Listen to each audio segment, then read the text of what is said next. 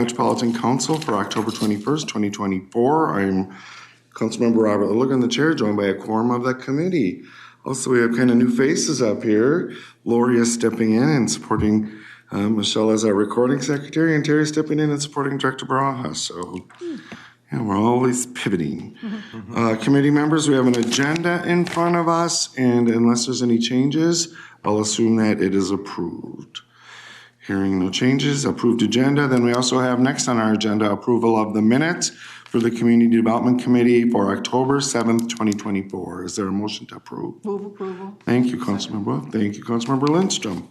Any discussion, changes? Hearing none, all in approval, please say aye. Aye. Aye. Opposed, that carries.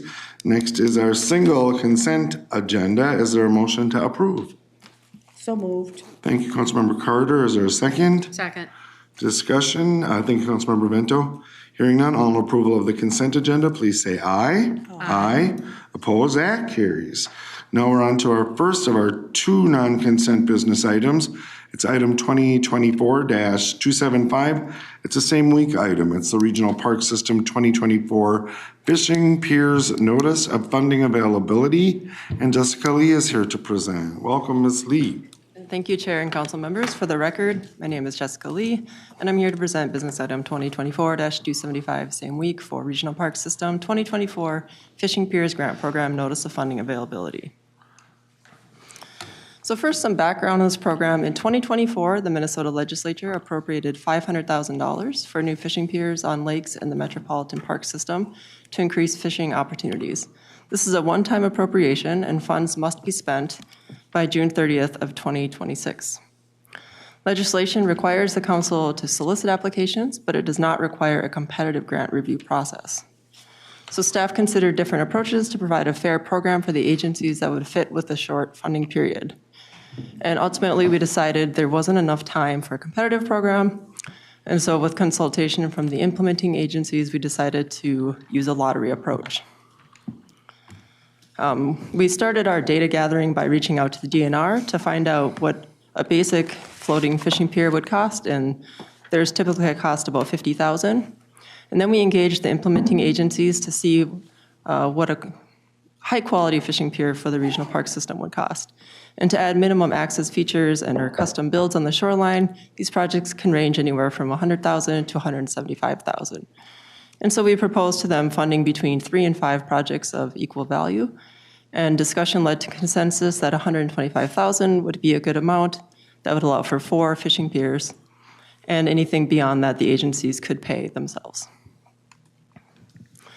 So our proposed scenario is that each agency is allowed to submit 1 application. And as a reminder, we have 10 agencies. Council staff will review these for eligibility, and we'll work with agencies to make sure that they are eligible. And we'll hold a lottery at an MPOSC meeting, currently proposed for February. We'll randomly select 4 projects. Each project will be funded at $125,000. And again, agencies may provide local funding if they want to spend more than that. Our eligibility criteria is a mix of appropriation language requirements and council priorities and MPOSC priorities. So these proposals must be for new fishing piers. They must clearly demonstrate a need and describe how the new fishing pier will increase fishing opportunities. The proposals must address 1 or more equity focus areas. The proposal must demonstrate how a new fishing pier will contribute to additional programming opportunities and awareness building for the regional park system. And awareness building is very important for our Parks Commission. It comes up in nearly every meeting. Projects must be ready to start so they can be completed on a short timeline. We have about 1.5 years left of this funding. And projects must be consistent with a council-approved long-range plan. Our anticipated timeline is bringing this through the council in October. It'll be on the council agendas on Wednesday. And shortly after, we'll open our application and web grants.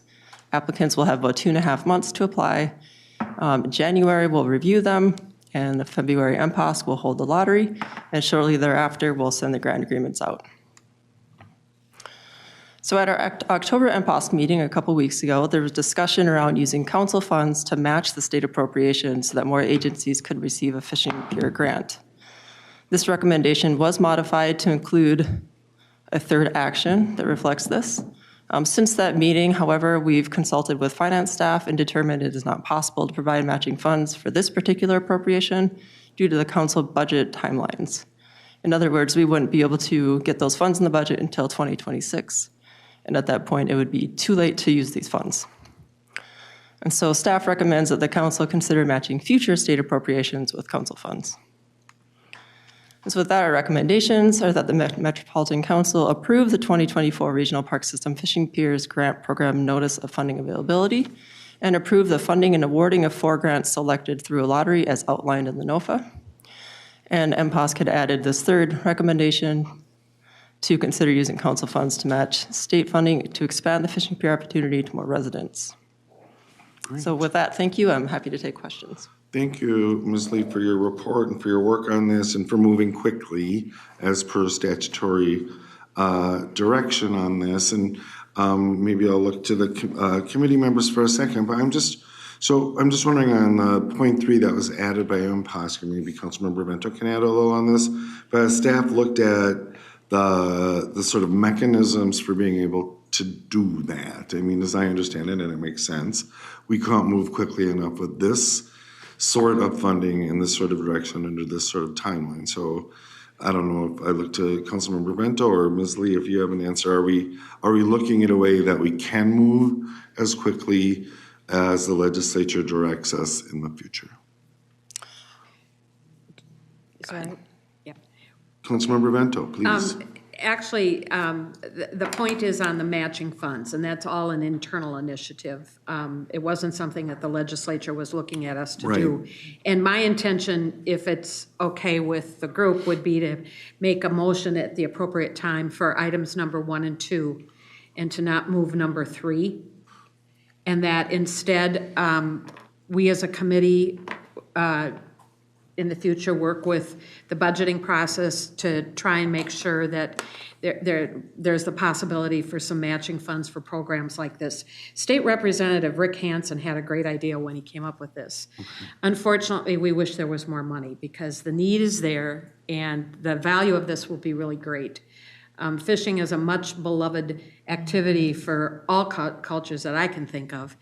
And we have so much water in our park systems that it's a great, great opportunity. We had quite a discussion about the funding piece of it.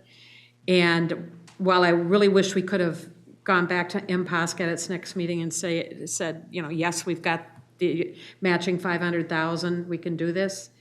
We can't. Okay. So I think we say thank you to our state representative, and hopefully he'll continue this effort to secure funding for this great idea, and hopefully we'll be able to match this and other programs similar to this in the future. Cool, and thank you, Councilmember Vento, for that explanation and for being our representative on MPOSC as well. And I would not want to do anything that seems inconsistent with the MPOSC direction, but it seems like you have a way of going forward that would satisfy them as well. And so I don't know if you talked to Ms. Smith or what this direction might look like. Is it It's my understanding that Emmett has talked with staff about this. I believe Lisa and anybody else, Emmett? I'm sorry. Liz. Emmett, thanks for being here.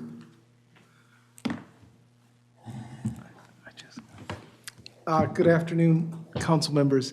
I did explore this idea with council leadership as well as our budget director.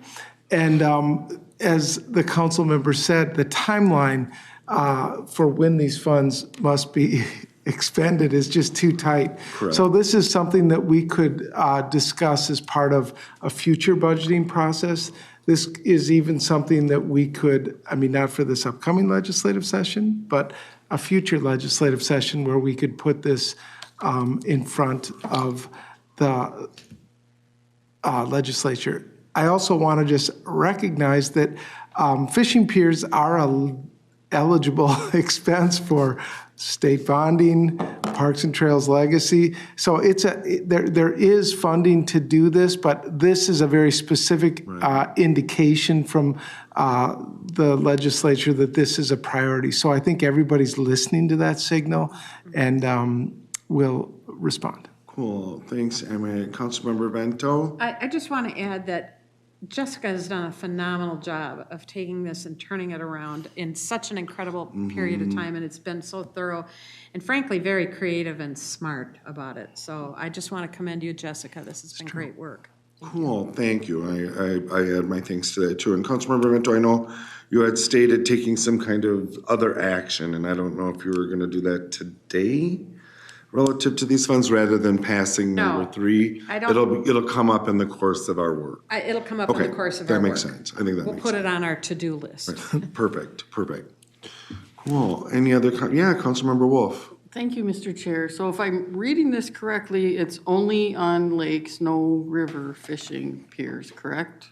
Yep, and Ms. Lee's nodding. Yes. And do we know how many lakes are in regional parks and how many agencies have lakes within their regional parks? They all Ms. Lee? do. Everybody does, okay. They all do. Okay. And I guess, I think it's nice that MPOS wants us to come up with more money, but there are fishing piers that are in lakes that are city parks too, and not necessarily regional parks, and it's nice that the legislature's doing this, but it seems weird to me that only regional parks could do it and not other lakes that maybe don't have regional parks. As Emmett said, it is an eligible expense for places that want to do that, and I know that Lebanon Hills has one for sure that they just upgraded to make it more handicap accessible. The city I live in has a city-funded one on Lake Marion, and there's lots of other places that have fishing piers. I guess, to me, it's nice that the legislature's doing this, but it doesn't rise up to something that we should be expanding our bonding authority for just one specific thing within the regional parks system. I just see this as, a nice opportunity for a bonus from the state, but I don't really see it as something that we really need to provide ongoing funding for it. I'd be interested in hearing from other council members what they think.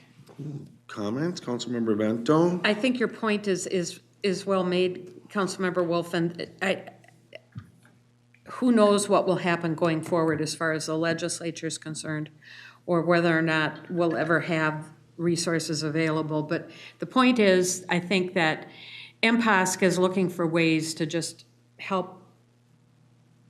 Actually, what was it? Do we have 8 or 10 of the 8 of the 10 agencies are already interested? So we already have $1 million in requests that are being put together for this. And you're right, there are other ways for them to get the money, but this is one that they would really like to go after. So that's the point. They're interested, they want to do it, and we've got the $500,000, which is great. We'll go forward with that, and thank you. Thank you. Good points. Further discussion?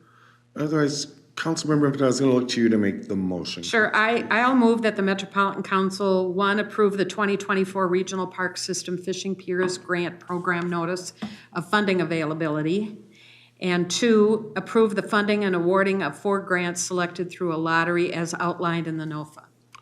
Great, thank you. Is there a second? Second. Thank you, Councilmember Wolf. And Councilmember Bento, I know you're very active as a representative of MPOC, so I know you'll carry the essence of this conversation I will. back to them. Thank you. Mr. Chair, if Yeah, I could, please, I just Councilmember also Bento. want to say that, and I know I say this maybe too much, but we have a really extraordinary set of MPOS commissioners. Our last meeting was out at the Baker Park Preserve. It was wonderful, beautiful out there. I wasn't able to get there early enough for the tour, but those that did had a great tour. But they are just a really great, engaged, and creative group, and they have really robust discussions. Thank you for that, Councilmember Bento, and thanks for representing us on that group. Councilmember Dolkar. Mr. Chair, to clarify, we're voting on recommendations 1 and 2 and not 3? Correct. Okay, thank you. Yep. Any other clarity required? Cool. Further discussion on the motion? Seeing none, all in approval, please say aye. Aye. Opposed? That carries. Thank you, Ms. Lee, for your work. you. Thank you, Emmett, for being here. And we'll move on to our second and final non-consent business item. It's 2024-303. It's adoption of the utility allowance for the Metro HRA rent assistance programs. Stephen Victory is here to present, as is Terry Smith. Thanks, Ms. Smith. Thanks, Mr. Victory. Welcome. Mr. Chair, could I ask a question? Yes, please. Do we have to have a presenter whose last name is Victory on it the day after the Vikings and the Lynx both lost? Just like salt in the wounds. A little painful. Sorry, I just had to say that. It is a little Thank you. painful, both games with a sad ending. Well, thank you for having us, Mr. Chair and council members. I'm Terry Smith. I'm the Director of the Housing and Redevelopment Authority, and I'm joined by Steve Victory. He's a Business Systems Analyst 4 in the Housing Authority, and we couldn't do our work without him. He does this analysis every year for us. And since 2016, he's been doing it for the entire region because there are 7 other housing authorities that adopt our utility allowance. So last year, this item came consent because there were just very minimal changes. This year, there were some significant changes, so we thought it was worth a short presentation this evening. Appreciate it. Welcome, Mr. Victory. Thank you. So utility allowance is really a credit for tenant-paid utilities. So they're provided for utilities that are considered essential for living in a home, such as those listed here. The rates are based on typical costs of energy-conservative households and average consumption of those costs. And we get that from the utility companies, which Steve will talk about. The utility allowance schedule, it's a requirement of the U.S. Department of Housing and Urban Development and helps us determine total housing costs for families. So their total rent is the contract rent plus the utilities for the unit that come up with the total gross rent for the unit. And they must be established and reviewed each year, and revisions must be made if there is a change in any utility with 10% or more change from the last time that utility was changed. So in terms of tenant rent portions, tenants pay about 30% of their income towards rent. We'll dig into that a little bit when we get to the payment standards presentation. But their total contribution toward housing costs is, of course, the rent and any utilities that are paid by the tenant. The tenant rent to owner is 30% of their income minus the utility allowance. So they essentially get a credit for the utilities that they pay directly to the utility company. And then the HRA pays the difference to the owner and a direct payment to the owner. So here's an example that just sort of illustrates that. So let's say this is a 1-bedroom apartment for a single household. The contract rent is $1,000, and there's the tenant pays electricity for lights and cooking, making the gross rent for this unit $1,050. Let's say this tenant's total monthly income is $1,300. 30% of that is $390. And then from that, we subtract out the utility allowance to get the tenant rent to owner of $340. So the tenant's rent portion is reduced by $50 to allow them to pay that utility bill. And then the housing authority's portion to this particular landlord would be $660. And Steve's going to take the next couple slides for his analysis. Thank you. The utility allowance is calculated by multiplying the utility consumption per month by the price per unit, and then adding in any fixed rate changes. So as an example for electricity, if a unit uses 230 kilowatt hours of electricity per month, and the rate is 16.5 cents per kilowatt hour, the total would come out to be $37.95 per month. And then adding in a fixed service charge of $6 gives a total of $43.95. And then that gets rounded to the nearest dollar. The consumption data is really the complicated piece to this. For instance, trying to determine how much electricity a 3-bedroom townhouse uses in a month. And almost all of our consumption data comes from HUD's utility schedule model. HUD contracts with an energy research consultant to determine consumption data for housing authorities across the country. One of the biggest questions I always get is about the heating consumption data, that given that we're in such a cold climate, does it, reflect what is currently used? And what HUD calculates is they take the heating amounts for each housing authority and they calculate it out based on 30 years of local climate data. So they've adapted this directly to our region to make sure that people are getting, the heating credit that they deserve. We can use alternative consumption data, but we only do this for sewer and water. The DNR publishes some really good water usage data for metro area communities, and we felt that that was better than HUD's data.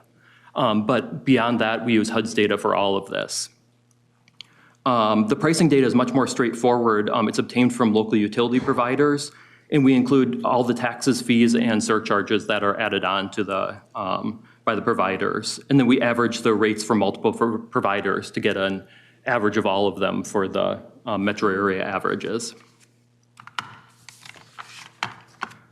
So these are the utility allowance review results. As Terry said, we're required to make changes when there's been a cumulative change of 10% or more since the last update. And this year we saw some major changes in natural gas, electricity, bottle gas, which is propane, and heating oil. So there were significant rate increases by Xcel Energy, and that's what's led to a large increase in the utility allowance amounts. For bottle gas and oil, they fluctuate widely due to market forces. Their rates aren't regulated the way public utilities are, so every year it seems like we're adjusting them because there's just so much fluctuation. We currently have one family using bottle gas and none that are using heating oil. The natural gas rate fell by over 25% since the 2022 update. The price of purchasing natural gas is passed along to consumers, and that makes up most of the total cost of natural gas service. The chart below shows the wholesale price of natural gas over the last 5 years. And you can see that in 2021, the prices started to rise, and then there was a huge spike in 2022. The utility allowance for natural gas was updated in 2022 to account for the higher increased gas prices. And then now that prices have fallen back down to 2020 levels, the utility allowance is being reduced to reflect this.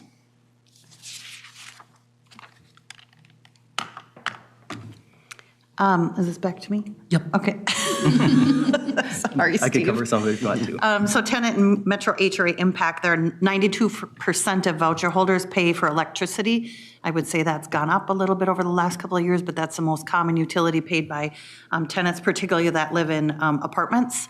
48% of voucher holders pay for natural gas heat. So those are the biggest impact, but really, higher utility allowance result in lower tenant rent, and then the opposite occurs. So if we have a lower utility allowance, then the tenant's rent portion goes up because they're getting a lower credit for that. So the chart on the right shows the financial impact of that, and you can see the breakout of households and what the impact will be. But of course, the largest impact is tenants that will experience a $1 to $9 increase in their utility amount, and that's almost 2,500 families. So that's a minimal amount, but for a low-income family, it is what it is. Their rent's going to go up by $1 to $9. The total budget impact is a reduction of about $30,000 a month or $360,000 a year, and so that's an impact that reduces the subsidy cost for HRA because tenants are getting less of a credit for their utilities, if that makes sense. Mr. Chair, Councilmember Wolf. I just wanted to point out the typo. The million. 360,000 million. Thank you. That's a my lot. fault. Yes, that's a lot. 360,000 million. It's supposed to be 360,000. So, Makes sense. yes, sorry about that. That's my fault. And so the proposed action before you, council members, is that the Metropolitan Council approve the attached utility allowance schedule for use in the Housing Choice Voucher and other rent assistance programs effective January 1st. Thank you. Any questions on the report, Councilmember Carter? I certainly imagine moving this forward, but I just have a question about understanding that the bedrooms, the occupants are all variable and the combinations exist to calculate that allowance. Is there an appeal process? I imagine also there could be special circumstances. I'm thinking appliances that are in use, perhaps for health reasons. Is there some kind of appeal process, such as to potentially have an exception for that amount? Ms. Smith? Mr. Chair and council member, there's not an appeal process. What I think we try to do is take average consumption for an energy conservative household is what the regulations say. And so we're getting average rates of consumption from that HUD data. And so certainly there are going to be households that have a higher utility bill if they keep their heat at 80, or if someone keeps their heat at 65, they're going to have maybe a lower utility bill than the credit that they get. And so there is not an appeal process for this. And if somebody wanted to challenge the utility allowance, I suppose they could contact us if they had some data to provide. But one example is I indicated that 7 other housing authorities use our utility allowance credit. St. Paul does not, and the reason they don't want to use our utility allowance is because they think they have older homes in St. Paul that maybe cost more to heat. But we try to do our best, like Steve indicated. We have several utility providers throughout the region, so we average the cost of all of those utility providers to try to make it as fair as possible, but it's never perfect. I understand, and it does seem to average out as needed to fit the typical household. I just know that there's some households that are not going to be typical and who, but for exceptional reasons, are not able to stay in that zone. I imagine that's rare. But thank you. Thank you for addressing the question. I'll still have it in the future. Thank you. Thank you, Councilmember. Further questions on that report? Yeah, Councilmember Dolkar. Thank you, Mr. Chair. Terry, I have questions, but they're not related to the actions we're going to take. I'm just curious, do we have an analysis of what would happen to the rent or the cost of the rent if we were to let me back up. We often talk about energy costs and then reducing energy burden by either doing solar or renewable energy or heat pump. I'm wondering how connected are the renters to the energy efficiency upgrades and different weatherization program through Department of Commerce from the state? And then the second part of that question is, have we done council-owned building or rentals, like if we were to do an upgrade or if we were to connect all our renters to a community solar garden, would it reduce the energy cost? And what would that look like? Or is that completely out of scope? Great. Thanks, Councilmember. Great question. Ms. Smith. Yeah, thank you, Mr. Chair and Councilmember Dolker. A couple of components. Most of the voucher holders that we assist are living in privately owned rental units, so landlords vary in terms of the energy efficiency actions that they're taking. We've done a lot of work to investigate, thank you to Councilmember Lindstrom, solar activity on our buildings, but 80 some of the buildings that we own are single-family homes, and then the remainders are townhomes that are in association, so we're limited to what we can do in terms of solar. But for all of the buildings that we own, we purchase energy-efficient equipment, we replace windows and roofs, et cetera, on a timely basis. But your question is timely because we're in the process of working right now with the Center for Energy and Environment on doing an energy audit on all of our single-family homes. And thank you to Lucy, our climate action intern, who's helping us schedule those. But those inspections will be starting even in the next couple of weeks. So we have, it's a 3 to 4 hour inspection in each home where they're looking at windows, they're looking at insulation in the attics, equipment, all of those things to see where there are gaps and efficiencies, and then they fix some things right on the spot, and other things they give us a full report. So I'm happy to come back to this group and share that report once we get that. Great. That would be helpful. Thank you. Yeah, thank you, Councilmember. Further questions on the report, comments? Yeah, Councilmember Carter. Just a comment, private conversation here regarding the exception question, and I just wanted to reflect that we are confident that there's some assistance. It may not be us, but that there is some assistance for those unusual energy needs that may be health-related or whatever. So I'm satisfied. We'll check in with our community action, energy assistance, or with our, what did you say? Medical assistance. With our medical Wondering, assistance, yeah, right. counties through right, medical right. assistance have some additional help for people who may be like on an oxygen, I'm sorry, Mr. Chair, I started Councilmember babbling. Renton. Might be on an oxygen machine or something, yeah. Yeah, thank you. Thank you for that, Mr. Chair and council members. I know there are also several tenants that are involved in energy assistance programs through the energy companies where they get some assistance even paying their utilities. And if they get that, that does not impact the utility allowance that we give them. Great. Councilmember Carter, your comment sounded like the proposed action to approve the attached utility allowance schedule. Is there a second? Second. Thank you, Councilmember Vento. Discussion on the motion? Any discussion? Hearing none, all in approval, please say aye. Aye. Opposed? That carries, and we've dispensed with our consent and non-consent business agenda, and I'll move into our information agenda, and we will look to the 2025 payment standards discussion. I see Mr. Victory, you're staying at the desk, and we have Mr. Limerick as well joining us. Oh, and Ms. Smith. Great, welcome. Thank you, Mr. Chair. Oh, I put you in the bad spot, I'm sorry. I'd rather be cozy than have some of us over there. We can be more comprehensive this way. Thank you for having us, Mr. Chair. We're here to talk about payment standards for the Metro HRA. We have lots of slides, but I think you'll find them valuable.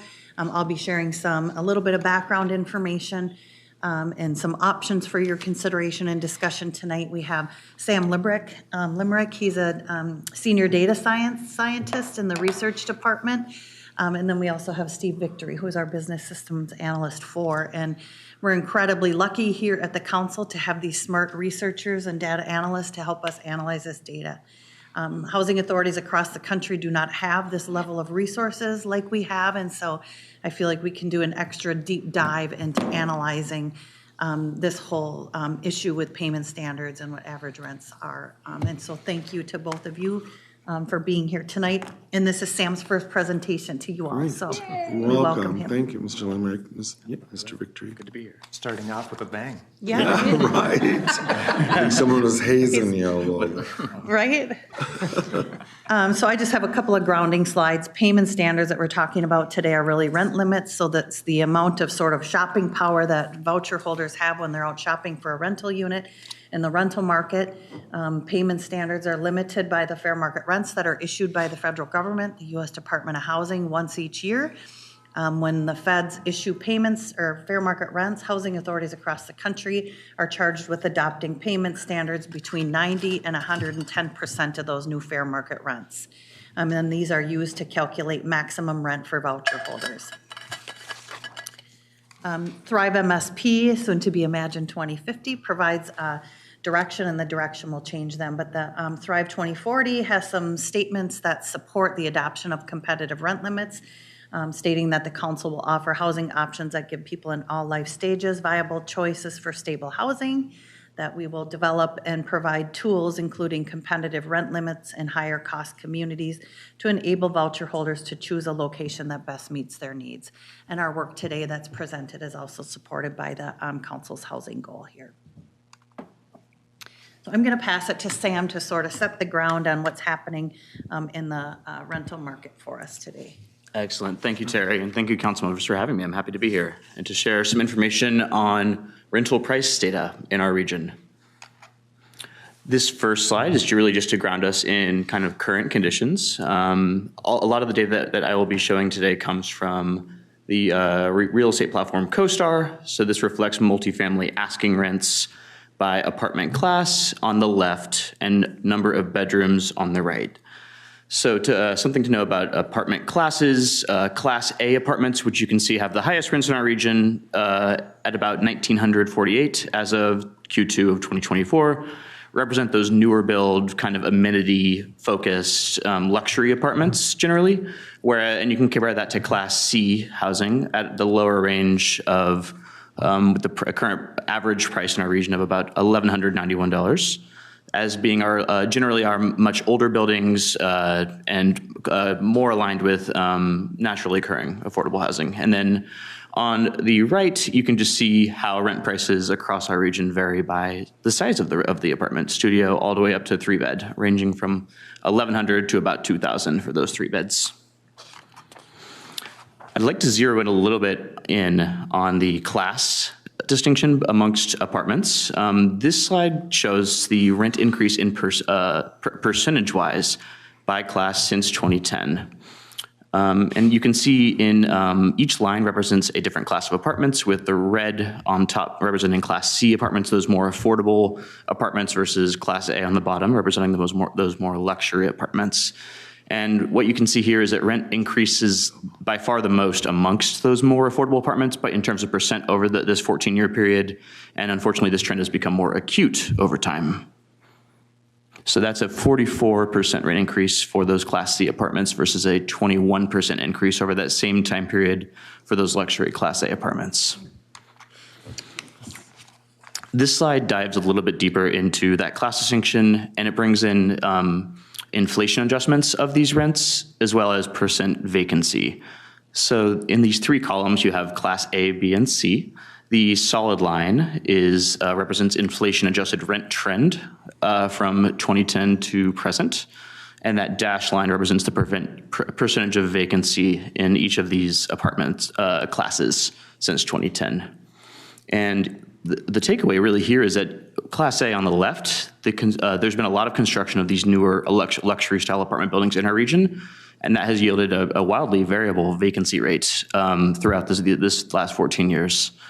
And you can compare that to Class C. Those apartments, there has actually been an inflation-adjusted increase in price for those types of apartments, and the market remains remarkably tight with the lowest vacancy rates, and that stayed pretty consistent as opposed to Class A.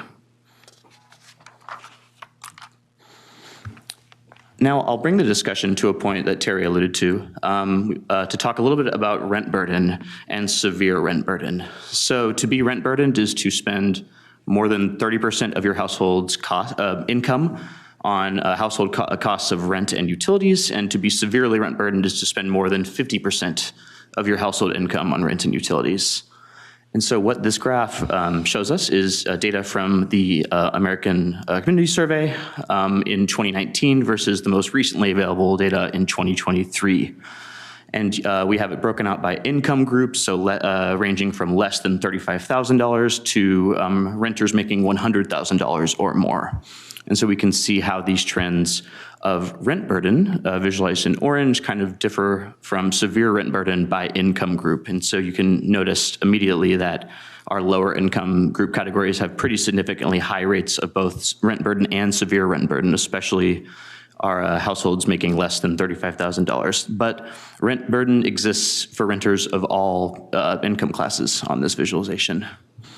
And it's a little bit tougher to see, but these levels of rent burden have increased for all income levels since the pandemic between 2019 and 2023. To highlight that change a little bit more, yeah. Oh, there it is. To highlight that change a little bit more explicitly, this is just a little highlight table that shows you the magnitude of that change by income level in both rent burden on the left and severe rent burden on the right. So more orange, more brown represents a larger increase in that income group's rate of rent burden. And we have some pretty stark numbers here. We've seen some significant increases in rates of rent burden between 2019 and 2023. All of the income classes, but especially kind of our low middle income classes, 35 to 50K and 50K to 75K. But we've also seen some pretty significant increases in severe rent burden, that more than 50% for our lowest incomes of less than 35,000 and 35 to 50,000. So yes, this shows us the rate of change between 2019 and 2023.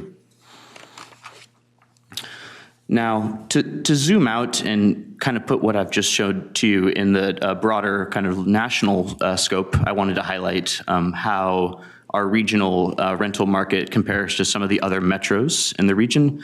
And this visual is a little bit hard to look at. This comes directly from CoStar's apartment monthly rent reports released this past June. It's a yearly report.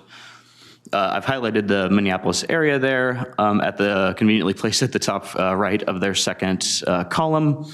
This visualization shows rent increases over a one-year period from June 23 to June 2024.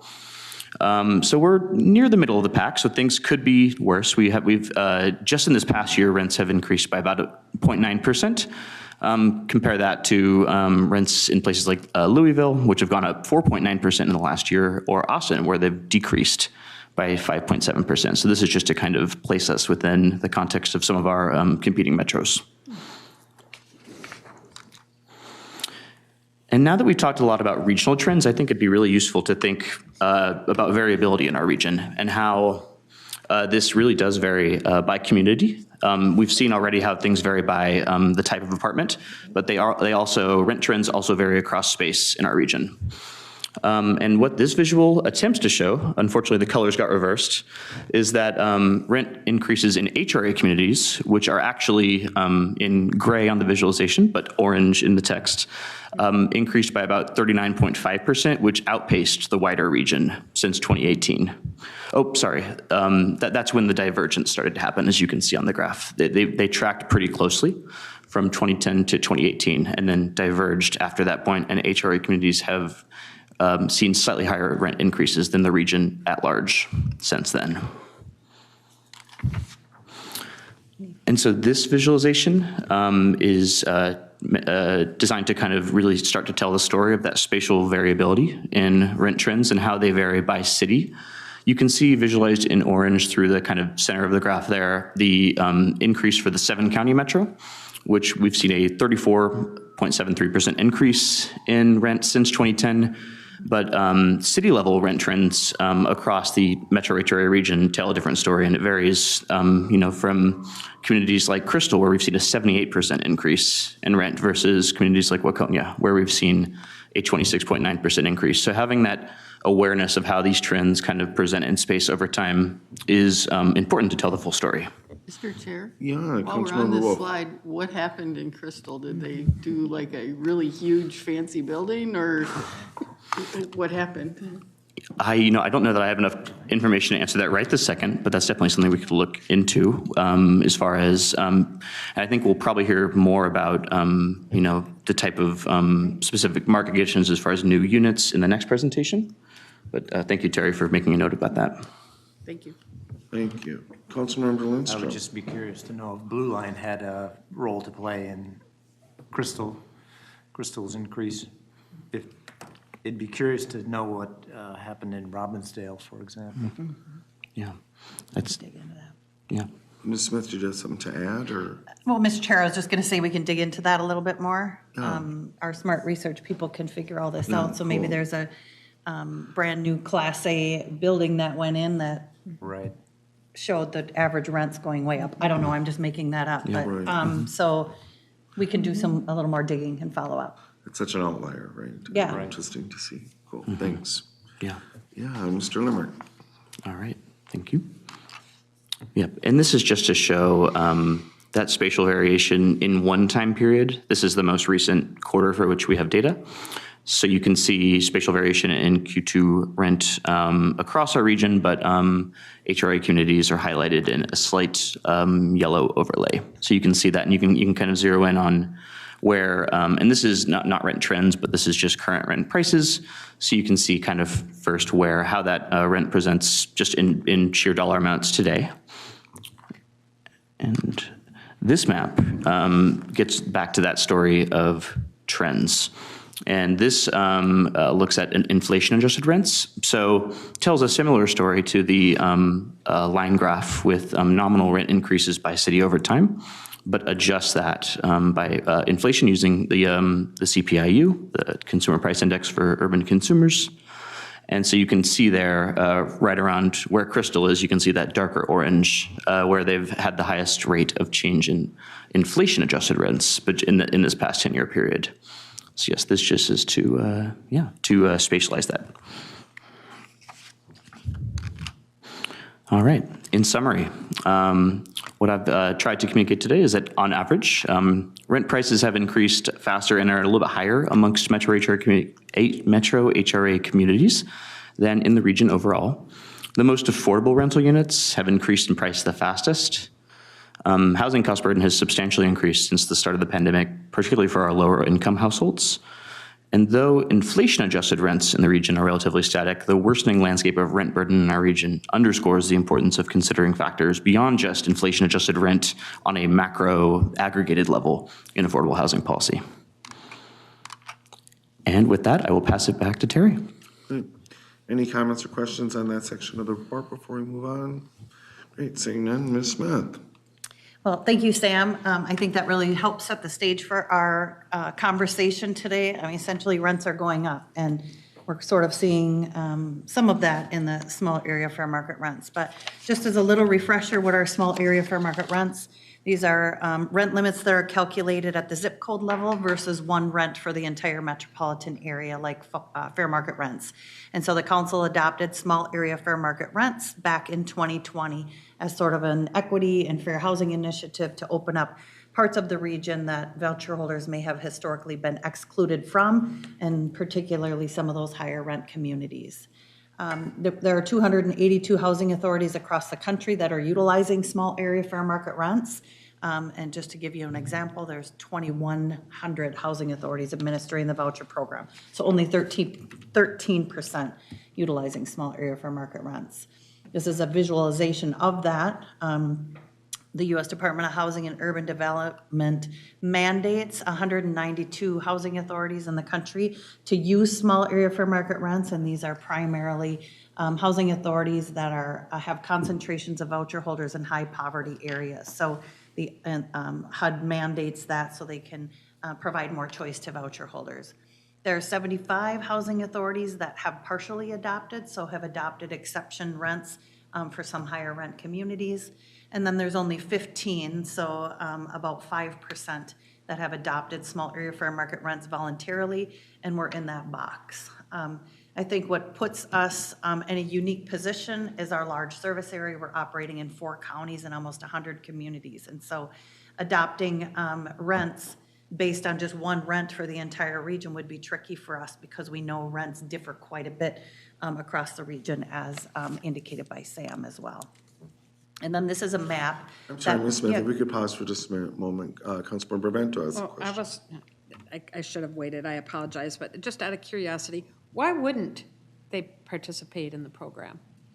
Ms. Smith. Thank you, Councilmember Lilligren and Councilmember Bento.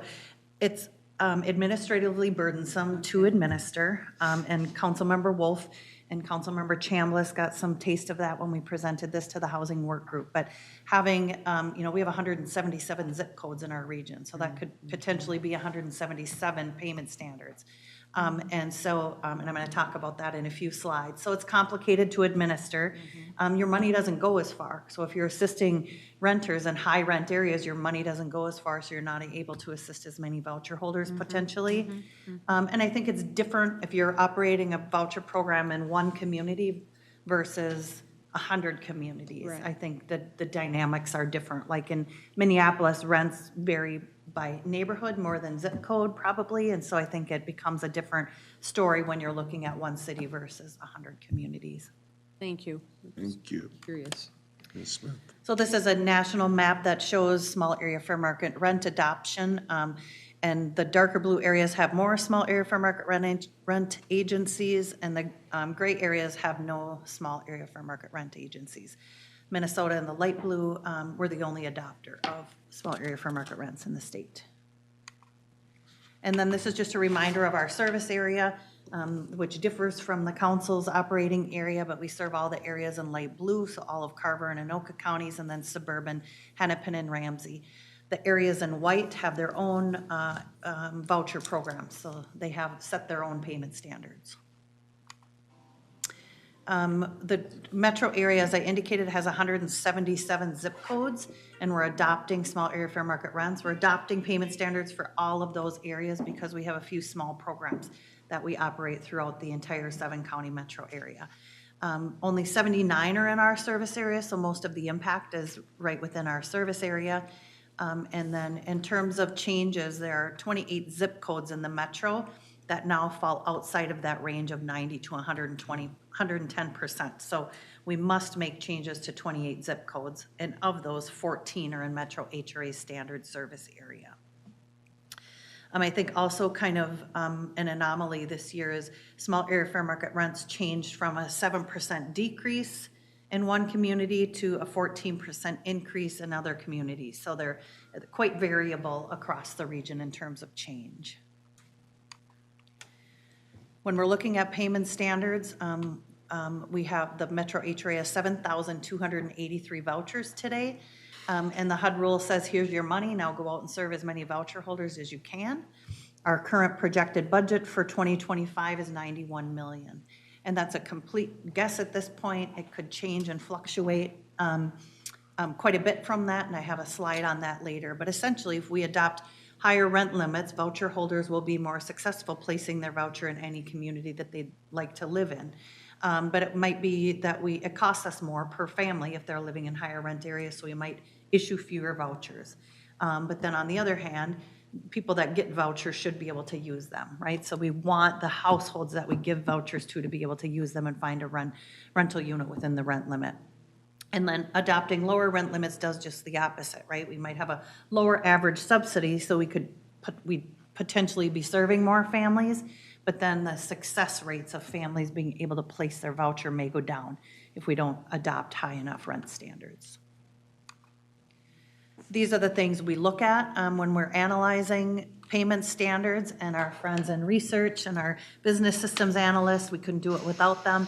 Again, but we're looking at average rents by bedroom size and by community that we get from CoStar that Sam referenced, and Sam runs us a report. So we're looking at what are our current payment standards and the communities that we operate the program in, and where's the match in that. We're looking at vacancy rates. Typically as vacancy rates go up, down, rents go up, so we're looking at that. And we're looking at that tenant rent burden. So the percentage of families that are paying more than 30% of their income towards rent. We talked about this a little bit in the payment or the utility allowance slide, but essentially tenants pay between 30 and 40% of their income towards rent when they initially move into a unit. If they rent a unit within the payment standard, they pay a flat 30%. If they rent a unit above the payment standard, they pay 30% of their income plus the difference, so more comes out of their pocket. And the maximum is different for each family because the more money a household makes, the higher their maximum is, and tenants can go up to 40% of paying 40% of their income when they initially move into a unit.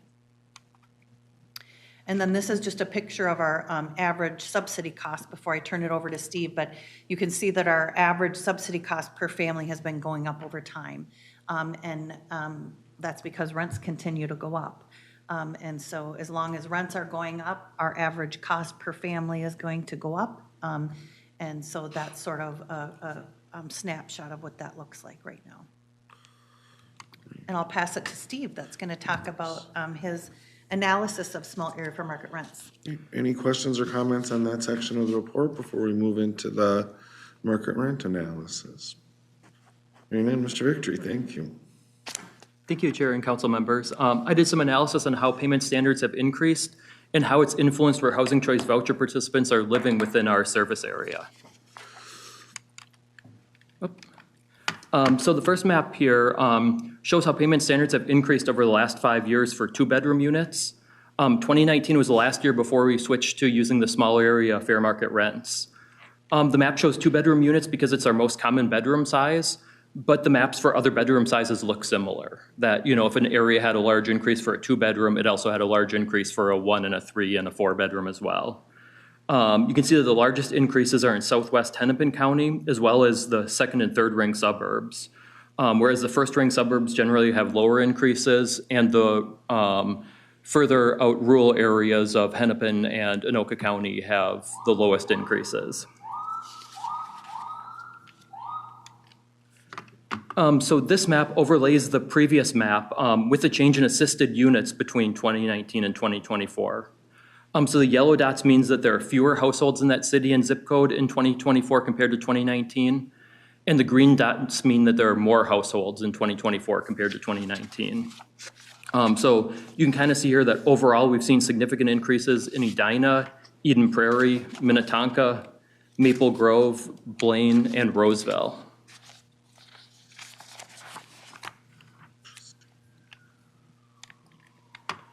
And then this table kind of summarizes the data from the previous maps and shows the changes in assisted households between 2019 and 2024 based on the change in the two-bedroom payment standard.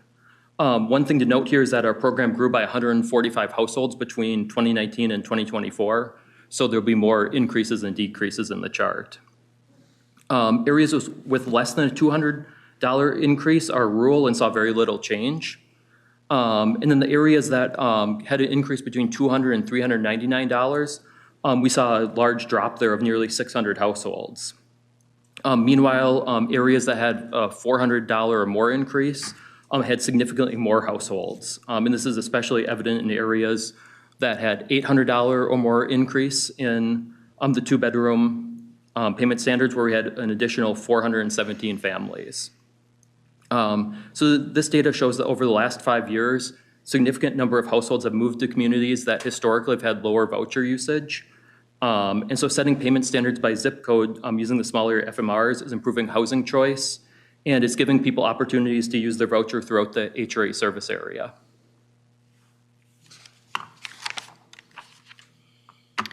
So that's really helpful to know an analysis, because when we think back to the conversations we all had in 2020 on whether we should do this or not, we knew it was going to cost more money, but we anticipated it would open choice, and our analysis is showing that that is what happened.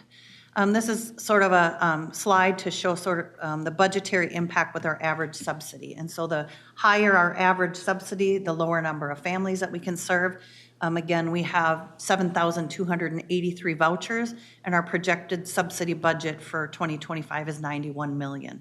So if our average per family subsidy is $1,050, as on that top line, we're going to have a deficit of $765,000, and we'd only be able to serve, well, we'd be able to serve 99% of our voucher holders, which is pretty good. And then the bottom line, if our average cost goes up to $1,150, that will require us to reduce our program size significantly, and we'd have a $9 million shortfall in serving all of our voucher holders. So there's really a balancing act, and this is illustrated to show the impact that rents and payment standards can have on the number of families we serve. I think the important message here is, we project that today, HUD tells us we might get $91 million next year, but we know historically we've gotten more funds than HUD has predicted, either because they give us a higher inflation factor, because they know our rents are going up, which they can see by our data that we report. We're eligible for higher proration of funds, which has happened in the last several years, or we're eligible for shortfall funds, which is a special pot of money to prevent terminating families from the program. We've never, I don't know how long I've been here, too long, but a long time, we've never terminated families because we didn't have enough money. We had shortfall funds, we used reserves, and we would be having conversations with you before we would let that happen. We're monitoring our utilization on a monthly basis very, very closely. So we're, and what housing authorities do across the country is manage your program size according to your budget. And so we're going to be before you before we're terminating any voucher holders from the program. So this is an important piece of the puzzle too. We talk about success rates. So we want people that have vouchers to be able to use them. And years ago during sequestration, this percent was down to 45%, meaning only 45% of households that got a voucher were able to use it. We're up to 60% right now. The top line are housing choice voucher holders coming to the top of the waiting list for the first time and getting their voucher for the first time. The second line there is for mover vouchers. So these are people that already have a voucher, are living in a rental unit, gave their notice to move, and were issued a voucher to move. And then the last line is special purpose vouchers that come with support, such as our mainstream vouchers, emergency housing vouchers. They come with housing search assistance, security deposits, landlord engagement services, those sorts of things, which greatly increases the success. There are lots of reasons why vouchers expire or why a voucher comes back unused, and they're listed here. And certainly can't find a rental unit, a landlord to accept the voucher, or find a unit with rent within the limits is one of them. But people maybe found other housing options. Their circumstances changed since they applied 3 years ago. And a big one is that a mover decides to remain in their current unit, so their voucher just expires because they're remaining in their current unit. So this plays into this equation, and having high enough payment standards can increase success for voucher holders. So I'm going to present 3 options here for consideration and discussion to you all, and we went through these with the housing work group last week and made a few tweaks, so hopefully I can present this and make it easy to understand. So option 1 is to make minimal changes, and I have a slide for each one of these separately, but option 1 is to make minimal changes to those 24 zip codes, bringing them within the required range. So these are changes we must make for payment standards that are currently above 110% or below 90%. Option 2 is to adjust all the payment standards to 100% of the new small area fair market rents. So it's a re-benchmarking of sorts. And then option 3 is sort of a mix of things. It would be making the required changes in option 1 because we have no choice there. Adjusting all of the payment standards to 100% of the fair market rent, but we wouldn't be reducing any payment standards. So we wouldn't be making any discretionary reductions in payment standards, and I'll talk about that a little bit more when we get to that option. And then this one includes a few market-driven adjustments, which I will also talk about. So option 1 is where we would make the required changes only. So there are 11 zip codes that require an increase because they're below 90% of the newly issued fair market rents. There are 4 zip codes that would have a decrease because they're above 110%, and there are 64 zip codes that would remain the same. In terms of tenant impact, on all of these slides, you'll see that our current rent burden is 38%. So that means we have 38% of our voucher holders that are currently paying more than 30% of their income towards rent. Sam talked about rent burden, that would be considered rent burden.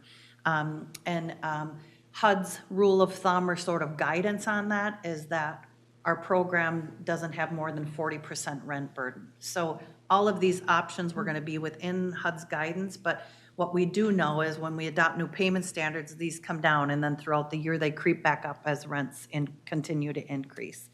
So that's an important piece of this. Future rent burden under this option is 20%, so when this option is fully implemented, we would have 20% rent burden. The other important part of this slide is that these things assume that nobody ever moves, everyone's rent stays the same, everyone's income stays the same, and we know that doesn't happen. So these are best guesses and that we have to share with you today. Under this scenario, 37 households would be impacted by the decrease. We have a policy in place that HUD allows us to hold families harmless as long as they remain in their current unit. Because when a family has a decrease in payment standard, their rent would go up because the assisted portion would go down. And so we would be holding those tenants harmless as long as they remain in their current unit. If they were ever to move, the new payment standard for that area would apply. And then the cost of implementation, all of these options cost us more money because there are more zip codes that would go up than down. But this option would cost $1.9 million to implement. And again, that's assuming nobody moves, no one's income changes. And just to sort of put that into perspective, $1.91 million is enough to serve 147 households based on average subsidy today. And so worst case scenario, we'd have to reduce our program size by 147, but I explained some of the reasons why I don't think that would happen. Option 2 is to, I'm not on the right page, but that's okay. Option 2 is to adjust all to 100% of the new small area fair market rent, so it would be a re-benchmarking.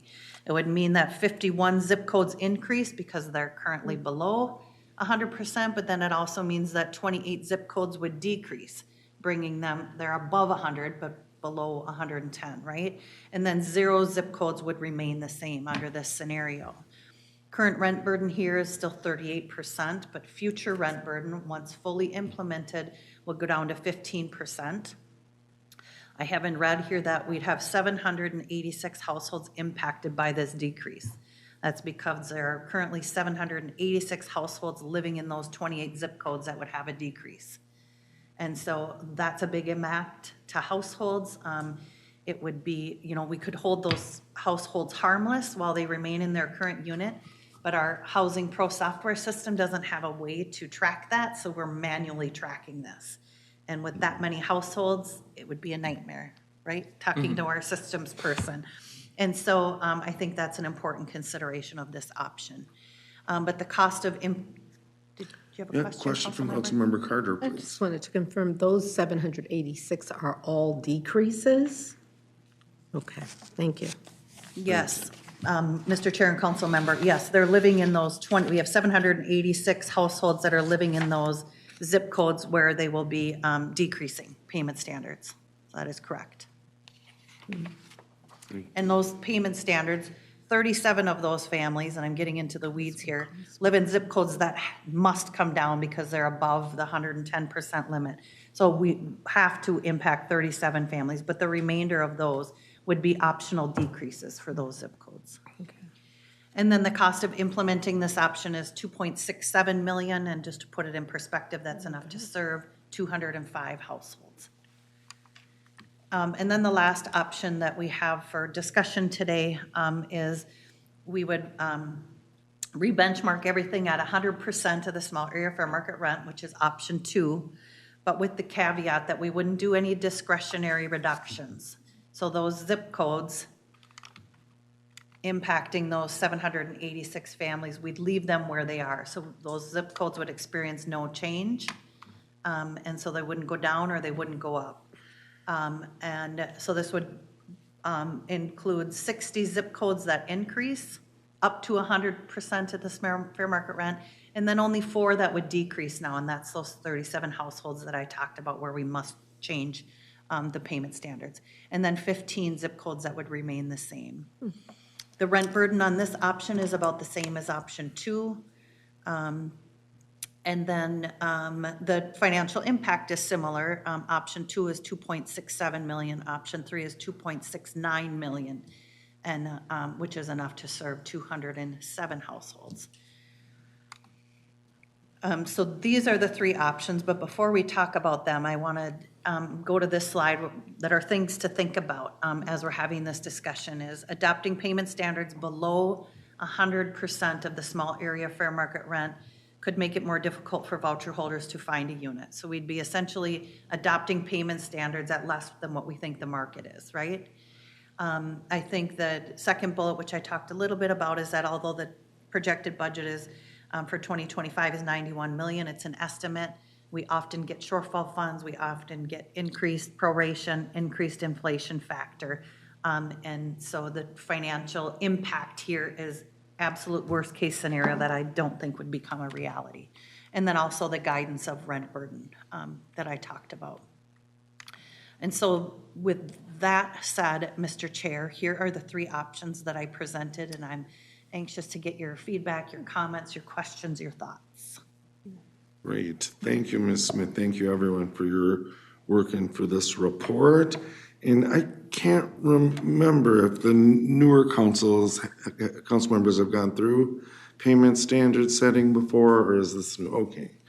And those of us who have been here for a while, especially as we adopted the small area fair market rent rates, this was quite a process. I mean, we sort of agonized, right, about what our priorities were, and the council tends toward, and I hope this is a fair statement, and please correct me if it's not, we tend toward promoting choice for our voucher holders, and so that's where we made how we made the decision, but it was not a quick decision at all. So cool. So discussion or questions, Councilmember Lindstrom? Just real quick, so option 1, that we could have payment standards below 100% with that option, correct? Okay, Ms. Smith is nodding. that takes it out for me. Okay, thanks. It takes it out of consideration, Councilmember? I mean, I know they're looking for our feedback. Yeah, that tends, for me, that brings me more to option 2 or 3. Thank you. Further comments, discussion? Mr. Chair, can Yeah, I Ms. just respond to Smith. that one? So if you look at option 1, there are increases in 11 zip codes. Those are required increases because they're below 90%. But if you look at option 3, it's increasing 60 zip codes. So that sort of tells you the difference, the number of zip codes, 49 that would be below 100% in option 1. So it's 49 zip codes. Cool, makes That's sense. helpful. Hey, further comments, Councilmember Dolkar? I have a couple of observations and statement and then 2 questions. So my thinking was very similar. What is the point of voucher if you cannot get housing? And so option 1 was going to be off the table for me if it made it difficult for people to find where they want to live. The part that I'm actually a little bit shocked and I'm now learning something new is the HUD guideline on rent burden that 40% of vouchers, like that number seems really high. Now I'm used to seeing more of an energy burden data, but that 40% just seems abnormally high. And I'm wondering if that is truly a HUD policy. So that's the second observation I have.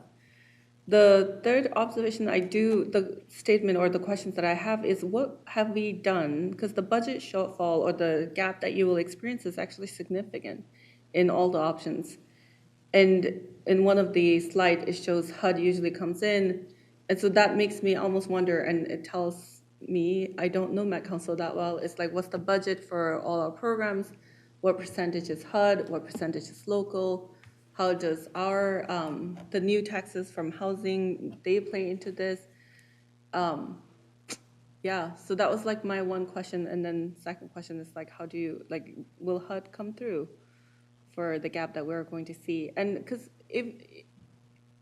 even if I go with option number 2 and number 3, the number of households that will then reduction to services also feels really high. Because that, household you can think of as like 1 unit per housing, but you can also think of as families. And most families are like 2 children, parent, or single mom with 3 to 4 kids. Now I'm making assumptions about who our renters are. But that, like, it's not an easy number to just say, okay, we're okay with like not providing vouchers to 207 households. Yeah. Anyway, those are like ramblings. Great. And do you have responses, Ms. Smith? Yes, I do, Councilmember Mr. Chair. Dolkar. Thank you, Councilmember Dolker. The 40% HUD, it's not a regulation, it's guidance from HUD, and a lot of folks that are in units where they're paying 40% of their income, and I think it goes back to the day where people are choosing units with higher rents, or they could choose a unit that's even a higher bedroom size than they're eligible for, as long as the rent fell within their max. And so, but what we see, as I indicated, is, these rent burdens, like today we're at 38%, and that comes down, and then by the time we're back having this conversation again, it goes back up, because rents just continue to rise, and we haven't, it's been about 10 years when that's been happening, but it's something that we think about. But that's a good point. The percentage of our budget that's HUD is 99%, 99.5% even now. Most of our programs are federal at this point. Will HUD come through? I think that's hard to know, but they have. We've been in shortfall, and that seems like such a scary word. I think the downside of being in shortfall, you get more money and you don't have to terminate families, but you can't issue any vouchers to the waiting list, and there are other complications to that. But I agree, like particularly the option, if our average rent continues to go up, the financial impact is significant. And if that were to happen, then we'd be back to you with conversations about what you want to do as policymakers about that. Use reserves, go into shortfall, those sorts of things. But HUD has come through, and I think when HUD, they're projecting our 91 million today, it's based on where our rents were even 6 months ago. So by the time they award our funding, which oftentimes doesn't even happen until May of the given year, our rents have changed, and they're doing a re-benchmarking of where our rents currently are. So chances are we would get a higher inflation factor. So, it's complicated, but the last thing HUD wants is families to get terminated. The last thing Congress wants is families to get terminated. So there are, pockets of funding out there for housing authorities that are going to be in shortfall. Makes sense, Councilmember Dolkar? Yeah. Thanks. That's helpful, thank you. Yeah, further conversation, Councilmember Lee, then Councilmember Bento. Yeah, thanks, Mr. Chair. Terry, when you say the households will not get, we won't hold them harmless, is that, I don't know if that's industry jargon for something, or what exactly does that mean? Does that mean, for example, if their subsidy is decreased and their situation changes, does that mean that we will work with them to not get evicted, or what exactly does that mean? Thank you for the question, Mr. Chair and Councilmember Lee. Under option, let's just use option one, there are 11 zip codes, 4 zip codes that we must reduce because they're above the limit, right? They're above 110%. There are 37 households living in those 4 zip codes currently, and what will happen is instead of decreasing their payment standard, we leave it the same until they move. So they don't experience that increase in rent. So we leave their payment standard. If people move to that zip code, they get the new lower rent limit.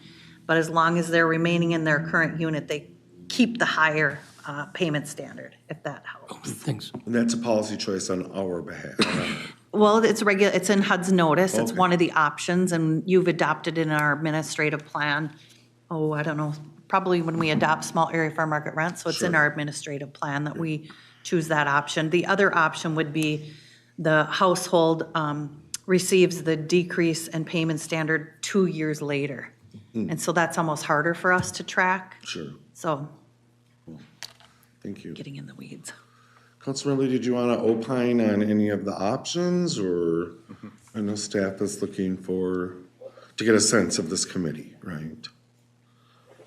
No, Okay, I don't have a strong feeling right now. okay.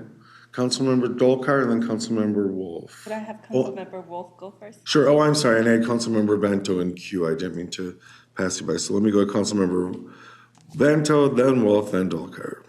Well, thank you, Mr. Chair. I agree with regard to option one, not feeling like an option for any of us, but I'm going to jump ahead here just a little bit. The next steps with a timeline. November 4th, we take action. November 15th, the council takes action. The good news is that the U.S. Senate passed the HUD funding in July. The bad news is that the U.S. House has not. It's kind of getting kicked down the road. The can's getting kicked down the road in a continuing resolution. And hopefully after November 5th, the House will come back and pass the legislation. But we're going to have a new administration, and I have to say that while we have to make a decision now or in the next few weeks, I am really concerned about the possibility that we could be coming back and having to revisit all of this. Mm-hmm. So I just wanted to say that because it could be very dramatic. Appreciate it, thanks, Councilmember. Further discussion, Councilmember Wolf.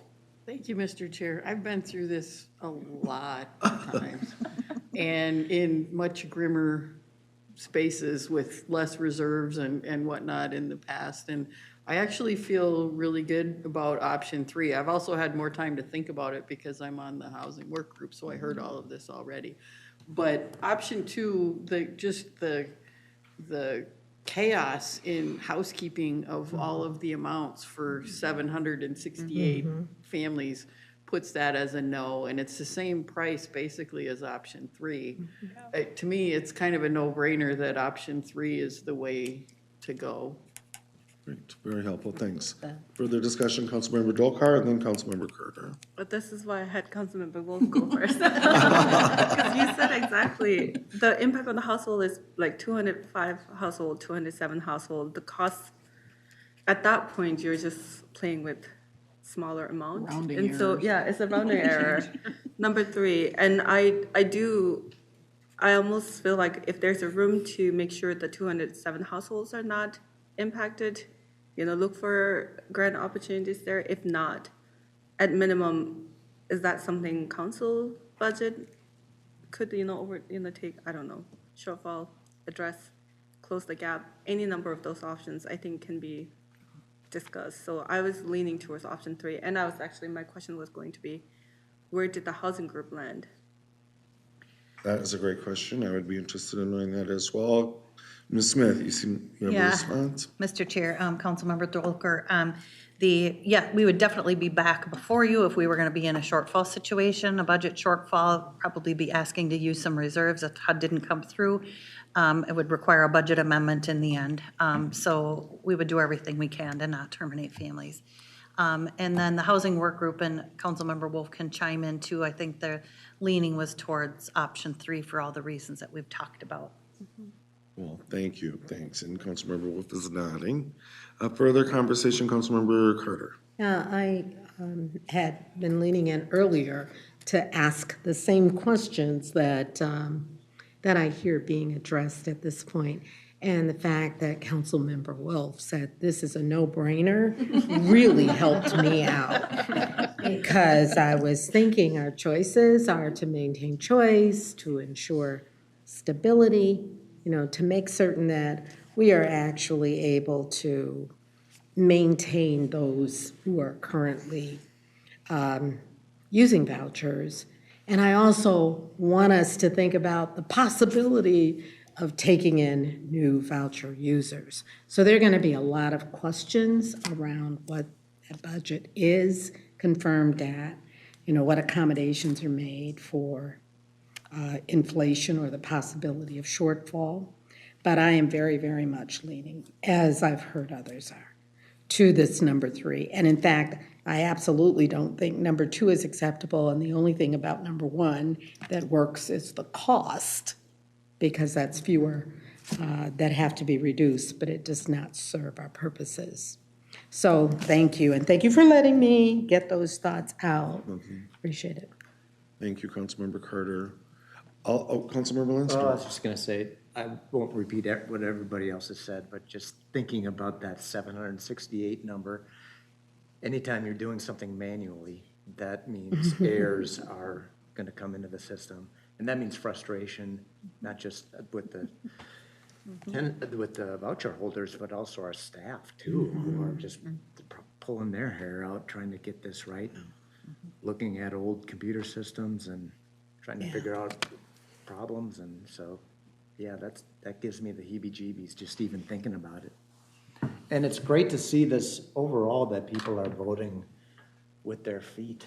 And I love this idea of more options for people. And people are taking their vouchers and going to Blaine and Roseville and Edina and Minnetonka. That was the idea, right? And was so the it's idea, good to and see it- in a fairly short time. But it seems to be working. Mr. Chair, if I may, just Please, for Ms. context, option 2 was the one we adopted last year. You all adopted it. We did a re-benchmarking at 100% of the fair market rent. So it's just interesting to see each year how these scenarios change and how the discussion is never easy. So we appreciate your comments.